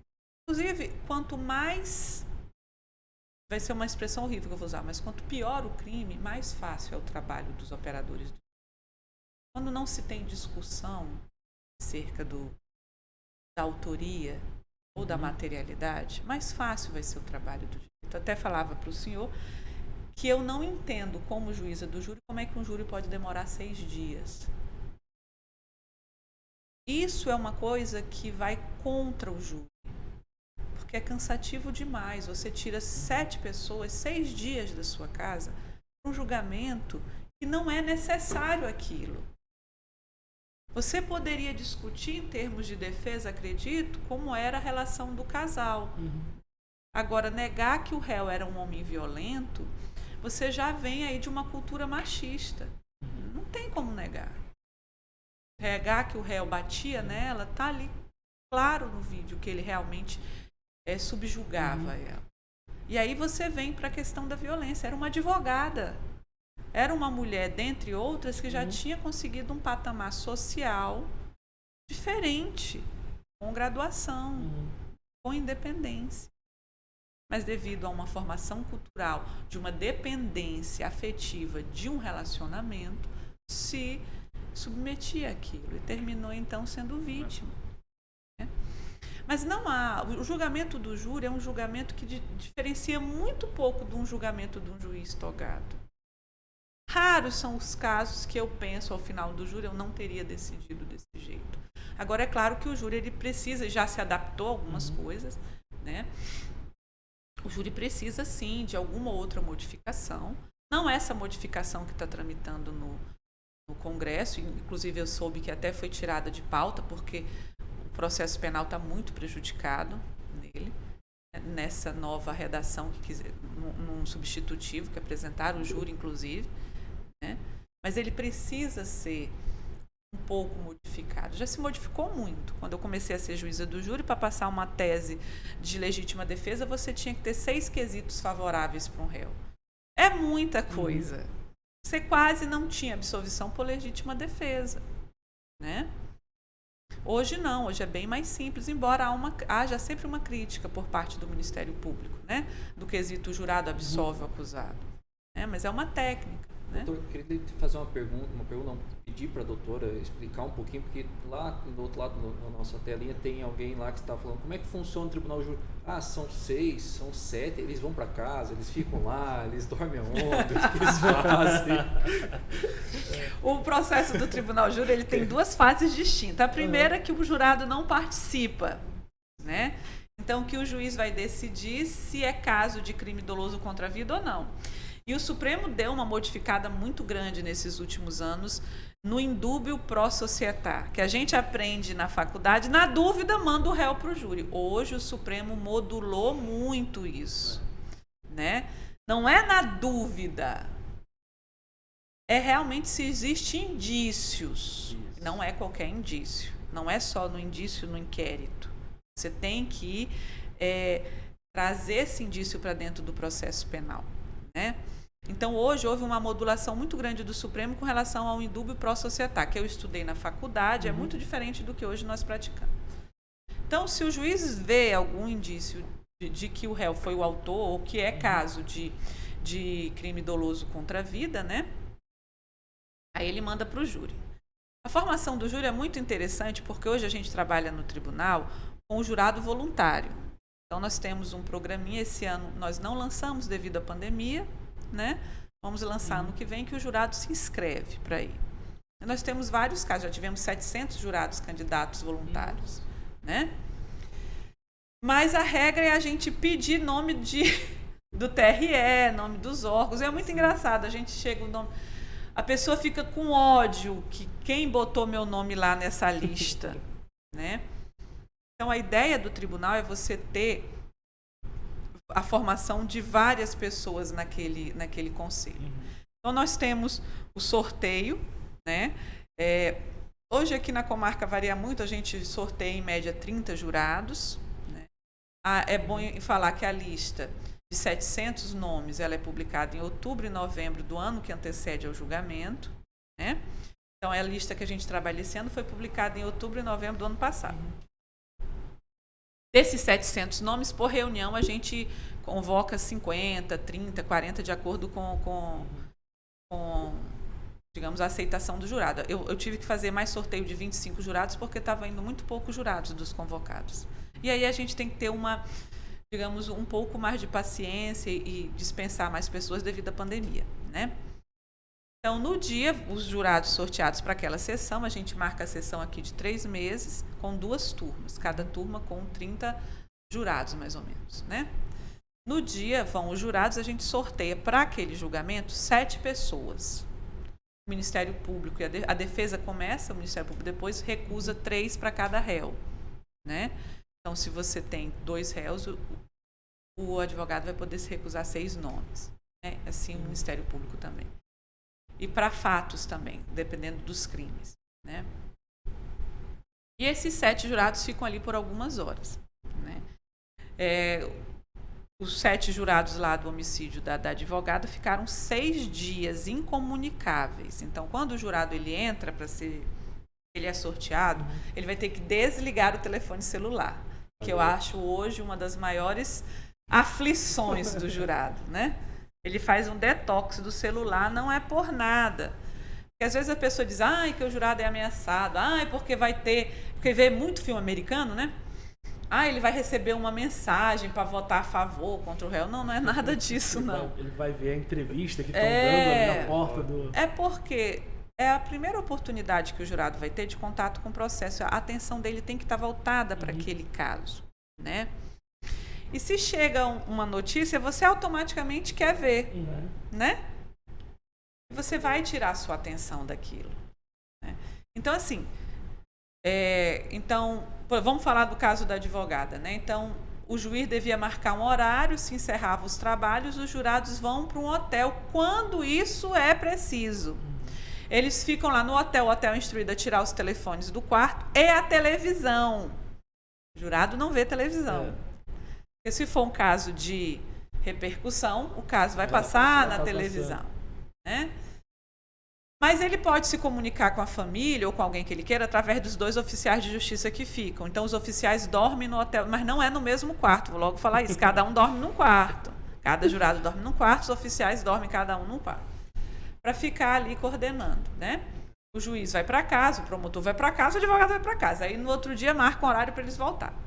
Mas, para não assustar quem está ouvindo, quem é jurado e que quer ser jurado, aqui em Roraima, faz muito tempo que eu não coloco um júri do dia para o outro. E quando coloco, não é para o meu benefício, é para o benefício do jurado. Isso é uma discussão, um debate que eu sempre tenho com os colegas. Tem colega meu que faz júri até 6 horas da manhã. Eu, Lana, não consigo ficar muito tempo atenta depois das 10 horas da noite. O júri é cansativo. Então, você imagina, 7 pessoas que nunca viram aquele caso amanhecerem no tribunal para fazer um julgamento, eu não acho que isso seja humano com o jurado. Então, assim, o último júri que eu fiz, que eu vi que ia ultrapassar o horário, quando deu 8 horas eu suspendi os trabalhos, expliquei para eles, né? Mandei eles para o hotel para eles tomarem um banho, eles descansarem. Aí você me pergunta, mas lá você pode ver julgamentos em São Paulo, na Barra Funda, que o jurado chega com uma mala, né? Ele chega carregando, foi o caso da Isabela Nardoni, eles vinham com as malas. Aqui não, eles não chegam com malas não, porque na maioria das vezes o júri da semana passada eram 2 réus. 5, 6 crimes cada réu. Nós tivemos só de sala especial, mais de 1 hora de sala. Eles não levam roupas extras, né? Mas se tiver o caso, os oficiais vão com os motoristas do TJ na casa buscar roupa, né? Enfim, é assim. Então, ninguém morre fazendo júri, não. Eles sempre, depois eles se descontraem, eles sabem que não é. Não é uma experiência, eu digo, agradável. Não, com certeza não é uma experiência agradável. Mas é uma experiência que pode te ensinar muita coisa, porque a mim sempre ensina. Doutora, pro jurado, eu não sei, porque eu nunca fui advogado, comentei antes do Tribunal do Júri, mas para quem assiste, eu não sei porquê, mas eu adoro assistir, ia muito assistir quando era acadêmico, antes mesmo de ser acadêmico de direito, eu ia assistir júri. Eu achava assim, aquilo sensacional, enfim, para mim era uma coisa, lógico, né? Sensacional do ponto de vista de ver jurídico. O julgamento. Claro, né? É um estudo sensacional, né? do pessoa que vai ser preso, do que vai ser solto, enfim, não é esse, né? Não é esse ponto. Que é feito no auditório, né? Tem as varas, quando ainda estava junto aqui no Fórum Criminal, Fórum Civil, era no auditório. Era no auditório, hoje nós temos um mini auditório, mas é muito bom, é muito interessante ouvir um júri, ver um júri é muito interessante. Né? É muito bacana. Pena que só passam na mídia assim, quando há um clima de tensão entre as pessoas, o que naturalmente pode existir, né? Mas é muito interessante. Agora, é muito importante, doutor, o senhor me disse que era do interior do estado do Paraná, é muito diferente o júri do interior de um júri da capital. Eu ia lhe perguntar isso. Como é o júri no interior? A senhora que fez júri lá em São Luís. É muito diferente. Eu sempre falo, né, para os profissionais, porque no júri... Engraçado, meu filho, quando eu chego em casa, ele pergunta, e aí, ganhou ou perdeu? Eu digo, meu filho, ninguém ganha, ninguém perde no júri. Eu me lembro que o caso da Isabela Nardoni foi um caso para mim que eu fiquei, assim, horrorizada, porque no final do julgamento, as pessoas estavam soltando fogos de artifício. Gente, não tinha o que comemorar ali. Tem que comemorar. Uma criança de 5 anos havia sido morta pelo veredito popular, pelo pai e pela madrasta. Então, não havia naquele cenário nenhum tipo de comemoração. Né? Então, ninguém ganha e ninguém perde no júri. Isso é importante. Né? O profissional que vai com essa vaidade não tem que trabalhar no tribunal. Ali são teses que vão ser discutidas de acordo com as provas que tem no processo. Mas no interior é diferente. Porque a vida do interior ela é diferente da vida da capital. Então, o jurado, no interior, o seu pai levava o senhor. O jurado vai ver se o seu nome está na lista. O cidadão vai querer ver o júri, porque foi o vizinho dele que matou, foi o vizinho dele que morreu, ele sabe, né? Então, no interior, o júri ele já vem meio que orquestrado. Então, o jurado já sabe se ele vai condenar ou se ele vai absolver, porque ele já sabe da história. Né? Eu fiz um júri no interior, na época a sistemática era assim, e eu tive um grande professor de direito penal, também desembargador aposentado, doutor Ismanioto, que ele dizia que no júri quem é julgado é a vítima. Se a vítima não prestar, o réu já está em 50% de chance de ser absolvido. Né? E no interior, eu fiz um julgamento em Rorainópolis, na cidade de Rorainópolis, a Maria Aparecida acho que estava de férias, não pôde fazer, eu fui fazer. E naquela época os jurados votavam as atenuantes, o que não se vota mais hoje. E ele confessou, o réu confessou que no dia, por uma discussão política, ele matou a vítima. Pronto, ele confessou. Os jurados não reconheceram o atenuante da confissão, porque na sociedade ele não era uma pessoa querida. Né? Esse é um caso emblemático do aquele caso do policial? Não, esse não é. Esse era o caso do... era o nome... Pirilampo. Era o Pirilampo, lá de Rorainópolis. O caso que a gente conversou de São Luís do Anauá é o caso de um policial que foi morto. Né? O doutor Samuel disse que lembra desse caso. Né? Era o caso de um soldado, cabo, que chegou em São Luís do Anauá, cidade pequena, e foi... posso falar do caso, antes que alguém questione, mas ela não pode falar do caso. Não, o caso já está transitado em julgado há muitos anos. Né? E ele, então, foi para um clube, para um parque aquático que tem logo na entrada de São Luís, foi beber e foi armado. Se embriagou, saiu armado, policial com duas mulheres. Não me lembro direito porque ele travou uma discussão com a vítima, com o réu que tentava... Ele tentava acionar a sua moto, e a moto não pegava. E ele, então, começa a agredir a vítima com o cabo, com a coronha da arma. A vítima vai andando para trás, até que bate no alambrado. Não tinha mais para onde a vítima ir. O réu ir. Então, ele se agarrou com a vítima, com o policial armado. Ele termina pegando um tiro aqui na virilha, o réu. Toma a arma da vítima e mata a vítima com a própria arma. Se esconde na floresta. Né? Ele vai se esconder na floresta mesmo. Ele passa 2-3 dias dentro da mata. Aí o doutor Samuel riu porque eu disse que a PM toda de Roraima desceu até São Luís do Anauá. E naquela época foi muito ruim, porque eles andavam de balaclava à noite, a população... Cidade do interior é muito interessante, porque quando às 7 horas da noite, em São Luís do Anauá, não sei se hoje é assim, né? Não tinha mais ninguém na rua. As pessoas estão dormindo porque são pessoas que trabalham no campo. Antes do sol nascer, elas já vão estar de pé. Então, naturalmente, assim que o sol se põe, elas já se recolhem à sua residência. Não tem mais ninguém na rua. E havia, então, muitas denúncias de tortura, de aquela confusão. Vem o defensor público, na época, doutor Mauro Castro, faz aí uma negociação e vai entregar o réu. O réu chega, ele tem que ser levado ao HGR, porque está com aquele ferimento, enfim. O júri ocorre rápido. É importante dizer que nós, aqui em Roraima, fazemos um júri muito rápido. Eu já fiz júri de réu preso em menos de 1 ano, na data dos fatos. Né? A pandemia deu uma atrasada nisso. E, no final do julgamento, quando eu li o veredito de absolvição dos jurados, que os jurados deram a ele, a defesa alegou legítima defesa. Né? O ginásio estava lotado, coisa que nunca aconteceu aqui comigo. Lotou, porque o nosso plenário hoje é bem pequenininho, né? Então 50 pessoas lotam ele, mas lá estava lotado, a gente fazia júri num ginásio, não tinha estrutura física adequada no fórum, hoje já tem. O ginásio inteiro ficou de pé e bateu palma para o réu. Não contra a polícia militar, isso é importante dizer, não foi contra a polícia militar, não. Foi naquela situação mesmo.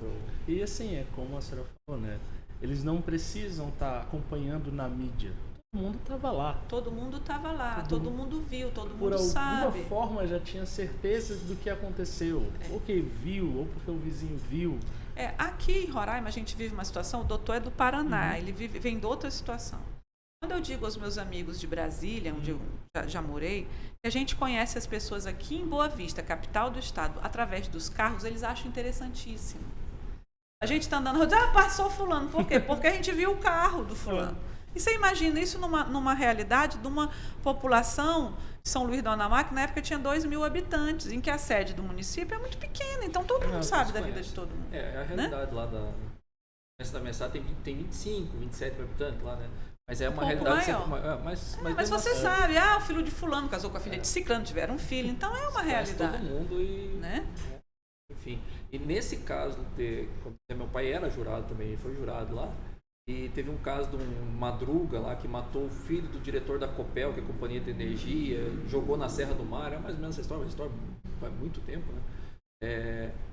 E a mãe desse Madruga foi lá falar com meu pai para pedir para ele absolver, e aí meu pai falou, pelo amor de Deus... Você vê, quer dizer... Meu pai falou, graças a Deus que me tiraram. O engraçado é que no interior, na capital, a pessoa que é convocada, o cidadão que é convocado para ser jurado, não gosta. No interior gosta. No interior gosta. Faz questão de dizer, olha, eu fui jurado naquele... Né? Meu pai ficava louco quando eu lembro até hoje, ele conta essa história, falei com o oficial, com o Everson, para me tirar, por favor, da lista. Nunca mais vou ser jurado, por causa dessa história da mulher ir lá. Nós tivemos um caso aqui em Boa Vista também, e por coincidência, hoje eu fiz a audiência do último réu que foi preso. O que aconteceu em 2000, é o caso da chacina do Cauamé. Né? Caso de bastante mídia. E que eu via dos próprios operadores do direito, na época eu não era nem juíza, trabalhava na antiga DAGE que antecedeu a Defensoria Pública, né? Uma das melhores defensorias do país, é a nossa, do estado de Roraima, né? São defensores muito guerreiros, porque são poucos defensores para muitos casos. Né? E dizia assim, bem feito, eles eram... As vítimas que morreram, eles eram de galera, porque antes das organizações criminosas aqui era galera, né? Galerosos que eram formados por adolescentes ou por pessoas que tinham acabado de ingressar na maioridade. Eu ficava horrorizada com aquilo, como é que operadores do direito diziam que as pessoas que cometiam infrações e tudo, o destino dela eram serem executadas, né? Mas foi um caso também de grande repercussão, chacina do Cauamé. Doutora, eu sempre tenho sou coordenador de TCC da faculdade, então por mim passa os trabalhos, eu acabo, e assim, quando saiu, foi um negócio que, sei lá, 50% talvez dos trabalhos fizeram TCC, que é audiência de custódia. Ou era audiência de custódia, era Maria da Penha. A audiência de custódia sofre tanto a audiência de custódia. Pois é. A audiência de custódia, ela surgiu em 2015, 2016. Eu li cada crítica a essa audiência.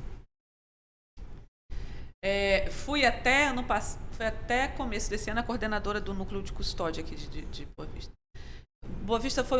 Roraima foi um dos 5 primeiros tribunais que implantou a audiência de custódia. E a primeira audiência de custódia foi bem sinistra, porque o ministro do Supremo estava sentado atrás da juíza que fez a primeira custódia. Então você tinha o Lewandowski sentado atrás. Eu fui no encontro com ele no dia que ele estava aqui. Quem fez essa audiência foi a minha colega Bruna. Eu não teria estrutura para fazer com o ministro do Supremo sentado atrás de mim me olhando. Né? A audiência de custódia, é importante que todo mundo saiba que ela é uma importante conquista dos direitos humanos. Ela está criada que a gente sempre fala, né, no Pacto de São José da Costa Rica. Né? Porque é importante a gente saber que o direito ele tem uma evolução histórica. Né? Quem lê Vigiar e Punir de Michel Foucault vai entender isso. Que como eram as penas, as condenações, como é que a gente tem que evoluir como humanidade. Inclusive, eu acabei de ler um livro que diz que da Viola Davis, uma grande feminista americana, né, mulher negra, assim, pessoa admirável, que fala sobre a desnecessidade de prisões. Então, você tem essa evolução. E a audiência de custódia é fruto dessa evolução. Então, quem critica a audiência de custódia, seja ele juiz, promotor, advogado, a polícia, então, tem horror à audiência de custódia, tem que se dedicar um pouco mais aos estudos, né? Eu sou ferrenha defensora da audiência de custódia, né? Muito embora na pandemia seja aberta essa exceção de videoconferência, porque a realidade do estado de Roraima é muito diferente da realidade de outros estados, né? Então, no Rio de Janeiro, como eles atuam em sistema de plantão, um juiz tinha que percorrer 600 quilômetros para fazer uma audiência de custódia. Isso é impossível. 300 para ir, 300 para voltar. Então, a videoconferência trouxe essa facilidade. Mas, no meu entendimento, a audiência de custódia ela tem que ser presencial. O juiz tem que ter contato com o preso ali, com o custodiado, né? Na pandemia, em alguns casos específicos, tudo bem que esse contato seja por videoconferência. Mas a audiência de custódia ela é uma garantia de qualquer pessoa presa. Não é que o juiz vai dar uma liberdade que ele não pudesse dar no decorrer do processo. Mas evita que pessoas que são primárias, que tenham cometido crime sem tanta violência ou sem violência nenhuma, eu vou dar vários exemplos aqui, ingressem no sistema prisional. Isso é um choque muito grande. Só de você ir preso algemado, quem nunca foi preso algemado não sabe o choque que é, né? Então, a audiência de custódia não é só voltada para prender ou soltar, ela tem um espectro que hoje a gente vê muito no judiciário. Porque quando eu entrei como juiz, eu pensei que o meu trabalho fosse sentenciar, decidir, despachar e fazer audiência. Hoje o juiz tem um leque de obrigações e muito maior do que isso, inclusive obrigações sociais. Então, na audiência de custódia, a gente verifica a fragilidade social do indivíduo. A gente pode incluí-los em programas assistenciais, né? A gente vê como a família está estruturada, né? E, claro, a gente legitima o trabalho da polícia. Eu não vou dizer aqui que a polícia é uma má polícia de jeito nenhum. Nós temos uma polícia muito boa em Roraima. Mas os desvios eles têm que ser prontamente corrigidos, justamente para que aquele desvio não macule o trabalho todo da polícia, seja ela militar, seja ela civil, seja ela a Polícia Federal ou a Rodoviária Federal. Então, a audiência de custódia é para a verificação de torturas. Você não pode achar bonito a gente conhecer que a polícia brasileira é uma polícia que tortura. Não é. Mas tem casos de tortura? Sim, nós temos alguns casos em que a audiência de custódia ela é própria para isso, porque a pessoa acabou de ser presa. Ou para fazer a distinção. Porque eu sempre falo isso, o cidadão comum, ele não perdoa quem rouba o celular dele, mas perdoa quem rouba o hospital, quem rouba a educação, chama de doutor, chama para tomar um café. Mas a pessoa que tira de você, seja com violência ou não, o seu celular, você é linchado em praça pública. Às vezes você vê as pessoas chegando na audiência de custódia com escoriações, com hematomas, e a gente pergunta, e ele vai dizer, não, isso não foi a polícia. Então, isso vem para legitimar também o trabalho da polícia, né? Mas foi fruto, como toda inovação, foi fruto de muita discussão, de muita polêmica, mesmo dentro dos juízes, né? Uns concordam, outros não, né? Eu acho importantíssima a presença da audiência de custódia. E aqui no Estado nós temos duas situações que a gente precisa sempre, quando fala de Roraima. Primeiro, nós vivemos no estado que é o estado proporcionalmente com o maior número de indígenas. Então, toda a nossa estrutura judicial, ela também tem que estar preparada para o atendimento ao indígena. Nós temos um núcleo dentro de uma comunidade indígena que faz aí a conciliação dentro dos moldes culturais deles. Nós já tivemos um júri realizado por o único juiz índio do Brasil, que é o doutor Aloísio, né? O senhor podia convidar o doutor Luiz para vir aqui, que aí o senhor ia ver o que é uma mente brilhante. O doutor Luiz, ele encanta quando ele fala. O doutor Luiz é um companheiro, muitas vezes, de congresso. Ele é fantástico. Não é porque é meu amigo, não é porque é roraimense, não é porque eu sou apaixonada por ele, não, mas o Aloísio, ele encanta quando ele fala, né? E é roraimense também, de Alto Alegre. Então, ele fez um juiz indígena fazendo um júri indígena. Então, nós temos todo esse aparato. Já tivemos, então, na audiência de custódia, índios que eles não falavam português, falavam apixana, tivemos que correr atrás de um tradutor. Então, você tem que ter isso. E nós temos a realidade da migração venezuelana, que não está mais no seu auge, mas nós ainda temos a presença de cidadãos estrangeiros, não só venezuelanos, já tivemos chineses, já tivemos árabes, haitianos. Os haitianos têm uma incidência criminal muito baixa. Mas nós tivemos aqui um haitiano e foi uma audiência trabalhista. E aí ele não falava português, não falava inglês. Ele fala francês, né? Falava mal francês, e ele fala um dialeto chamado crioulo. A gente tentou fazer aqui no Google Tradutor, a audiência lá... Não conseguiu. É porque assim, como eram 10 casos iguais, então o depoimento dele ia ser exatamente igual aos demais. E a juiz já tinha entendido que ia ser igual aos demais, né? E então deu pra fazer, mas foi muito complicado. Foi assim, uma situação... Essa situação do tradutor, eu passei por isso aqui no Fórum Criminal mesmo. Eu lembro que deu trabalho pro núcleo para descobrir qual era a língua que o índio falava. Tiveram que chamar, enquanto a gente estava lá, chamaram 2 tradutores diferentes para tentar entender qual era a língua, para tentar desenrolar a pessoa para fazer. E eu achei assim tão interessante que realmente o judiciário ele não se fechou aquilo. Não, ele jamais vai se fechar. Procurou, a gente corre atrás, né? Então, a gente vive essa realidade aqui, né? E a audiência de custódia, ela é um preceito constitucional, né? Então, você pode concordar ou não, mas você tem que entender a importância dela, né?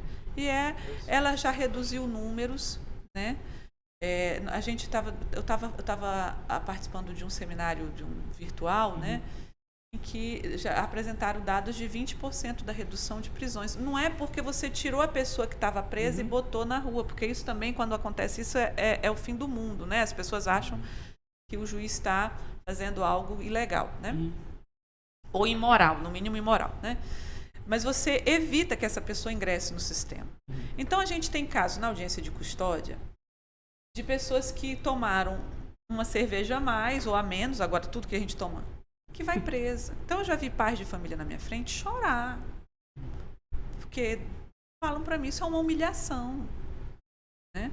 Aí você imagina esse pai ingressando no sistema prisional para esperar que o Ministério Público ofereça a denúncia ou, nesse meio tempo, o advogado correr para pedir uma liberdade, um relaxamento. Você imagina isso? Um pai de família? Porque nem sempre quem comete crime é bandido, né? Quem dirige embriagado, quem dirige sob efeito de álcool ou substância entorpecente está cometendo um crime, né? E a maioria aqui comete crime, né? A gente sabe disso. Então, você vê esse tipo de caso. Às vezes, um ou outro tentativa de furto, né? A gente está com um problema social muito grande. Então, evitar esse ingresso no sistema penitenciário é muito importante. Também para prevenir aí a ocorrência de tortura. Né? E lembrar também como era antes, né? Antes de ter uma audiência de custódia, a pessoa era flagranteada e não tinha garantia de quando ia ser o primeiro contato dele com o juiz, quando aquela prisão ia ser verificada. Antes mesmo, doutor, né? O juiz só ia ter contato com o réu. Vou lembrar aqui, o pessoal vai já descobrir minha idade, que o interrogatório era o primeiro ato no processo judicial. Hoje é o último, né? Então, o réu só ia ter contato com o juiz depois do recebimento da denúncia, depois da marcação da audiência de interrogatório, né? O juiz analisava o auto de prisão em flagrante, uma análise muito perfunctória, você via, né, alguns elementos. Agora não, agora você tem contato. E você pode fazer, e é importante deixar claro que a custódia não vai antecipar nada. E já se discute daquela, também trazida dos Estados Unidos, né? Aquela transação penal. Então, a gente já discute algumas coisas justamente para desafogar o Poder Judiciário. Do inglês, exatamente. O doutor Silvio Abad e o doutor Cícero Renato são especialistas nisso, né? Então, você já consegue, você faz uma pequena... Quando eu vou fazer a audiência de custódia, eu já faço um pequeno levantamento, por exemplo. Eu já tive um caso em audiência de custódia, e quando a gente fala em violência doméstica, não vão pensar porque eu sou mulher, não, eu já vou ter uma tendência a... Não é, mas é porque a violência doméstica, para mim, é um dos crimes de tratamento judicial mais complicado. Porque você não vai solucionar, então, questões emocionais através de pena, nem de aplicação. Mas você não sabe o que o agressor pode fazer. Então, já teve em Brasília um juiz que soltou o agressor na audiência de custódia, ele voltou em casa e matou a vítima. Então, o crime de violência doméstica é um dos crimes mais complexos do ponto de vista da gente trabalhar com o agressor, com o réu ou com a vítima. Né? Então, já teve casos no tribunal do júri em que a vítima disse que se jogou na faca do réu. Ela foi esfaqueada pelo marido, mas ela disse em pleno tribunal do júri que ela se jogou na faca. Então, é complicado isso. Né? Então, eu já tive casos em que o réu entrou lá, o flagranteado entrou na audiência de custódia, eu vi lá, violência doméstica, eu digo, ai meu Deus, já comecei. 4 filhos pequenos, o que aconteceu? Não, jogou a comida no chão. Aí eu perguntei pelo réu, sim, o que aconteceu? Não, doutora, minha esposa, ela sofre de problemas psiquiátricos e tudo. Eu disse, aí eu comecei, é verdade, e você nem pode antecipar isso na custódia, mas às vezes a gente precisa antecipar. Estava lá fora a cunhada dele, a irmã da vítima. Ela entrou, disse, não, é verdade, não é a primeira vez, ele não sai de casa por causa dos filhos. Então, você pode ter essa noção, que você só ia ter numa instrução criminal, com ele já preso pelo menos uns 30 dias. Às vezes meses depois. Meses depois. Esse, assim, doutor, eu quero passar para a gente ir encerrando, né, fechar aqui com uma questão militar, mas antes, a questão militar é uma pergunta que assim, eu sempre me perguntei isso, do papel do juiz. Qual é a maior dificuldade do papel do juiz? Porque o juiz, naquele momento da audiência de custódia, ou outro, ou vai prender, ou vai soltar, ou vai tirar um pai de família, ou vai deixar alguém que é agressor na rua. Como o juiz trabalha isso internamente, talvez, mais do que juridicamente? Doutor, eu acho que quem solta ou prende um réu e vai para casa com a consciência pesada, ou está na profissão errada, ou fez algo que entendeu que não era certo.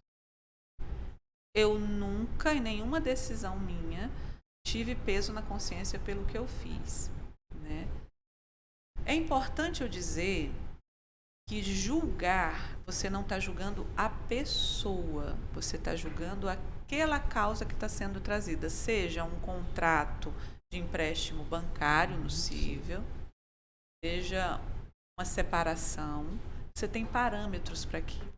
Muito mais do que um conhecimento jurídico, o que o juiz precisa ter é bom senso. Né? E jamais abusar do seu poder. Então, julgar não é um ato difícil, porque nós julgamos todos os dias. O Senhor julga todos os dias. Se tem filho, então é juiz todo dia. Né? Ou é promotor, e a mãe é advogada. Né? A minha vai fazer um aninho, então ainda não entrou na fase. Não entrou ainda na fase de ser julgada. Ela ainda é literalmente inocente. Ela ainda é literalmente inocente. Fazer um aninho ainda. Julgar não é tão difícil, é claro que você tem que se preparar para isso, né? E você tem que saber que você está julgando aquele fato, não a pessoa. Você jamais vai julgar a pessoa. Né? Então, no dia que um juiz ficar duvidoso do que tem que fazer, ele tem que aplicar as regras do direito. Né? Na dúvida, inocente o réu. Né? Eu sempre digo que o juiz, ele não pode ser um justiceiro. O juiz jamais vai ser um justiceiro, né? De dizer, não, eu sei que ele é culpado porque isso... Não está no processo, não está no mundo. Isso é um ditado que você tem que ter para você. Né? E julgar com tranquilidade. É por isso que eu digo, o processo tem um tempo de maturação. Né? Um tempo de maturação que deve ser respeitado. Para que o juiz forme a sua convicção. O juiz não pode formar uma convicção de primeiro plano. Meu pai sempre me ensinou que, eu vou dizer, numa guerra, há 3 versões, a de quem perdeu, a de quem ganhou e a verdadeira.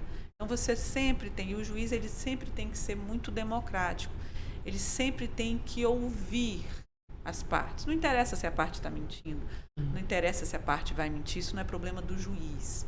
É problema da parte que vai estar lá. Mas ele precisa ouvir, ele precisa do contraditório para que ele possa formar uma convicção, né? A imparcialidade, doutora, imparcialidade, não. É porque as pessoas confundem imparcialidade com valores. O juiz, ele é dotado de valores que ele foi sendo construído ao longo da vida dele. Ele nunca vai abandonar os seus valores, mas o juiz tem que ser imparcial, sim. Tem que ser imparcial, sim. Uma das causas mais difíceis que eu já enfrentei na minha vida era o aborto de feto anencefálico.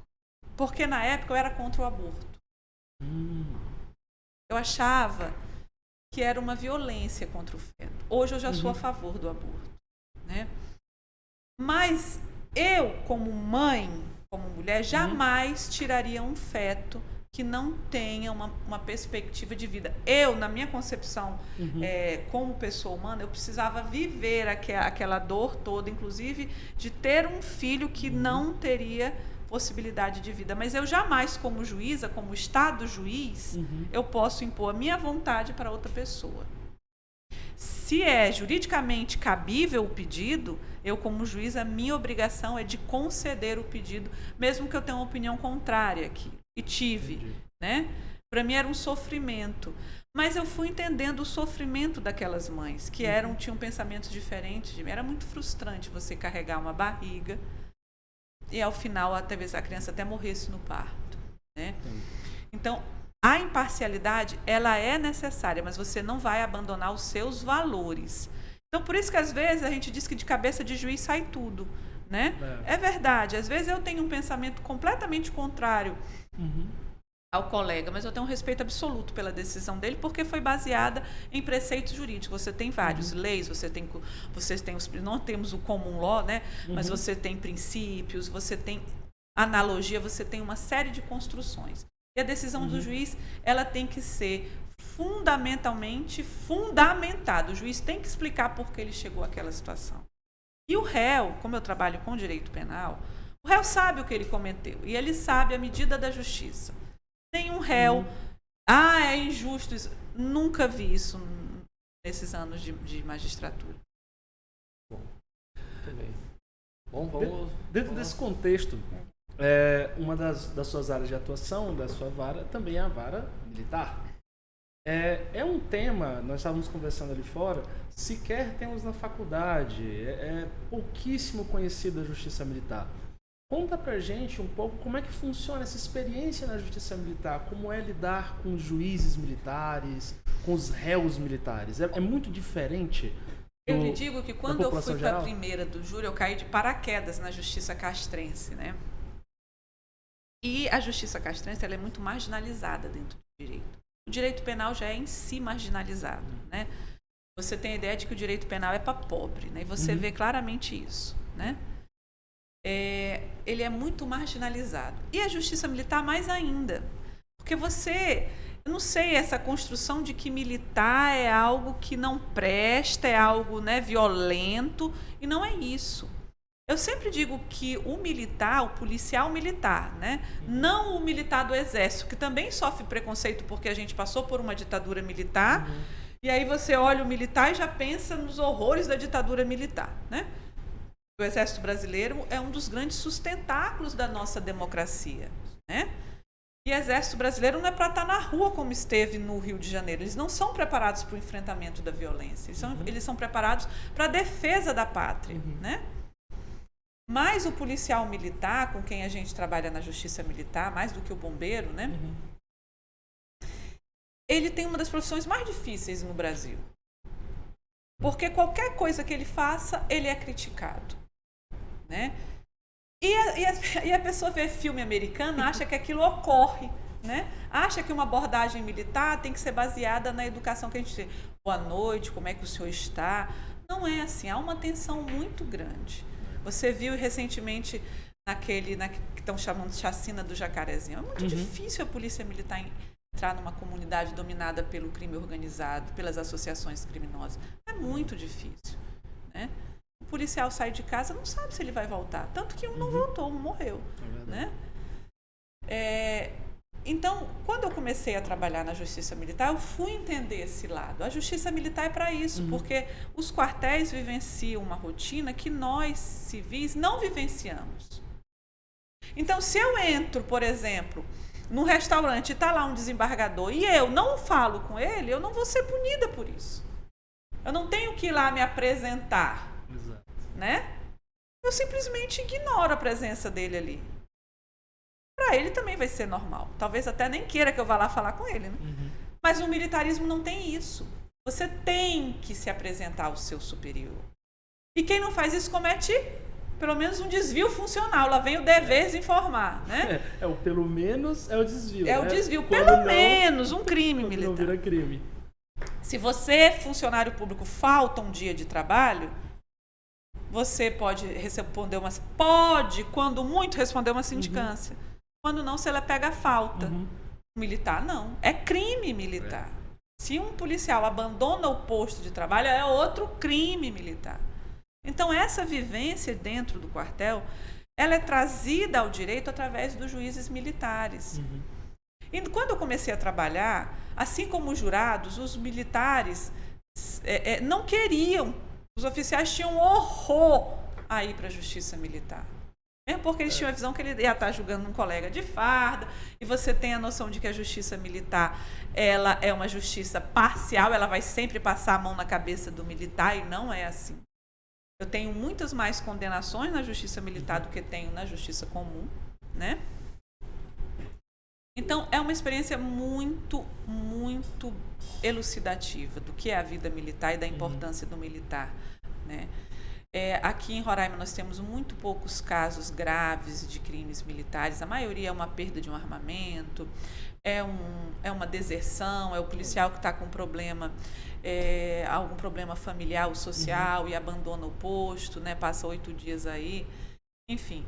Mas é uma justiça muito importante. E eu vejo que, com o passar dos anos, os juízes militares, eles têm os oficiais a cada dia que passa, eles estão se preparando mais para ser juiz, e a cada dia que passa, você vê julgamentos muito mais técnicos, né? Muito mais técnicos do que a gente tinha. Não é que não era técnico, é que o juiz julgava lá, mas ele não tinha um afinco com as regras jurídicas. E hoje você vê os oficiais muito preparados, né? É uma justiça, para mim, que vem. Eu sempre digo que a justiça, por mais que nós tenhamos um ou outro ajuste no Código Penal Militar, e precisa, né? Hoje a gente não pode aplicar a Lei 9.099 aos crimes militares, o que poderia ser, né? Então o militar não tem esse direito. Vários benefícios. Quais os benefícios, né? A gente tem que aplicar, por analogia, a liberdade provisória, porque também é proibida no Código, né, militar. Até a ordem do interrogatório, né? Que pode processo penal militar ainda é o primeiro, mas veio uma decisão do ministro Toffoli, colocou, mas eu digo que aquela decisão faltou, porque ele disse que o interrogatório era o primeiro, mas ele não disse se a gente adotava todo o processo. Ou seja, então, até hoje no militar, o advogado não é obrigado a apresentar a sua defesa preliminar, né, que num processo penal comum você vai antecipar as suas teses, né? Nós não temos isso no direito penal militar ainda, né? Só o interrogatório por último. E, diga-se de passagem, o interrogatório tem que ser feito com o réu em pé, né? Exatamente. Fardado, né? Posição descansada. Exatamente. Na videoconferência não é assim, o réu fica sentado, né? É tranquilo. E quero dizer que na pandemia a Justiça Militar foi a que mais trabalhou. Porque como a gente tem os telefones dos réus, os telefones das vítimas, os telefones dos membros do conselho, foi muito tranquilo. Tanto que eu até falei para o senhor lá fora, esse mês de maio e de junho eu estou lotada de julgamentos devido à produção feita no ano passado. Né? Porque até o tribunal se estruturar para correr atrás do telefone da testemunha, para explicar como é que ia ser feito, né? Demorou um pouquinho para a gente fazer as videoconferências. Demorou um tempo bem curto, mas demorou. Na Justiça Militar nós não tivemos esse problema, né? Estavam todos lá os juízes. Então é uma justiça que merecia uma atenção muito maior do mundo do direito, né? Que não tem nenhuma faculdade, se tem, eu desconheço a disciplina de direito penal militar, né, de processo penal militar, e é um código que prevê, em tempos de crise, penas mais graves, né, que a gente não tem no nosso Código Penal, mas quando a gente tem crises de segurança, a gente quer que naquele momento a pena seja mais grave, e no Código Penal nós temos isso, no Código Penal Militar. E é uma discussão que ocorre de vez em quando em relação aos números da Justiça Militar, né? Porque os números de processo são muito mais baixos São baixíssimos. do que de uma vara criminal residual. Muito baixo. Eu tenho 40 processos da Justiça Militar. Aí é a pergunta que já é feita e eu quero saber a sua opinião. Precisa de uma Justiça Militar? Sim, precisa. A visão do juiz civil no militar é muito diferente da visão do que os juízes militares, porque o juiz militar está lá para dar ao juiz civil a visão de dentro do quartel. É importantíssimo a Justiça Militar. Eu não saberia a importância de uma hierarquia e disciplina na vida de um militar. Então, quem não obedece a hierarquia e disciplina não tem que ser militar, né? Pode ser tudo, menos militar, né? Então, é importantíssimo. A presença da Justiça Militar é importantíssima.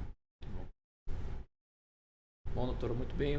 Vamos encerrando já, até pelo andar aqui já há bastante tempo. Eu queria lhe agradecer imensamente pela presença e pela aula. Sendo sincero, foi muito esclarecedor.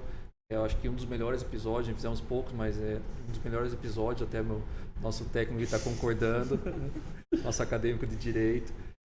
Agradecer imensamente, porque é difícil muitas vezes as pessoas falam assim, vamos lá num projeto novo, vamos conversar sobre direito, informar, né? Enfim, só tenho de agradecer e dizer muito obrigado pela aula. Doutores, eu é que agradeço, né? Eu preciso falar também. Diga, doutor Samuel. Samuel. Eu estou muito feliz de estar aqui com a senhora. E eu queria agradecer também a presença do doutor Samuel junto comigo. Ombreando na Justiça Militar. Eu sou a prova viva que tudo que a doutora Lana falou aqui é verdade. Realmente, ela uma juíza dedicadíssima. Já precisei levar turmas de policiais militares e ela, com toda essa disposição, já fez explicações, deu as aulas. Então, assim, muito obrigado pela sua presença, doutora. É excelente ter. E parabéns pelo trabalho que a senhora desenvolve no Judiciário. Obrigada. Eu que tenho que agradecer, né?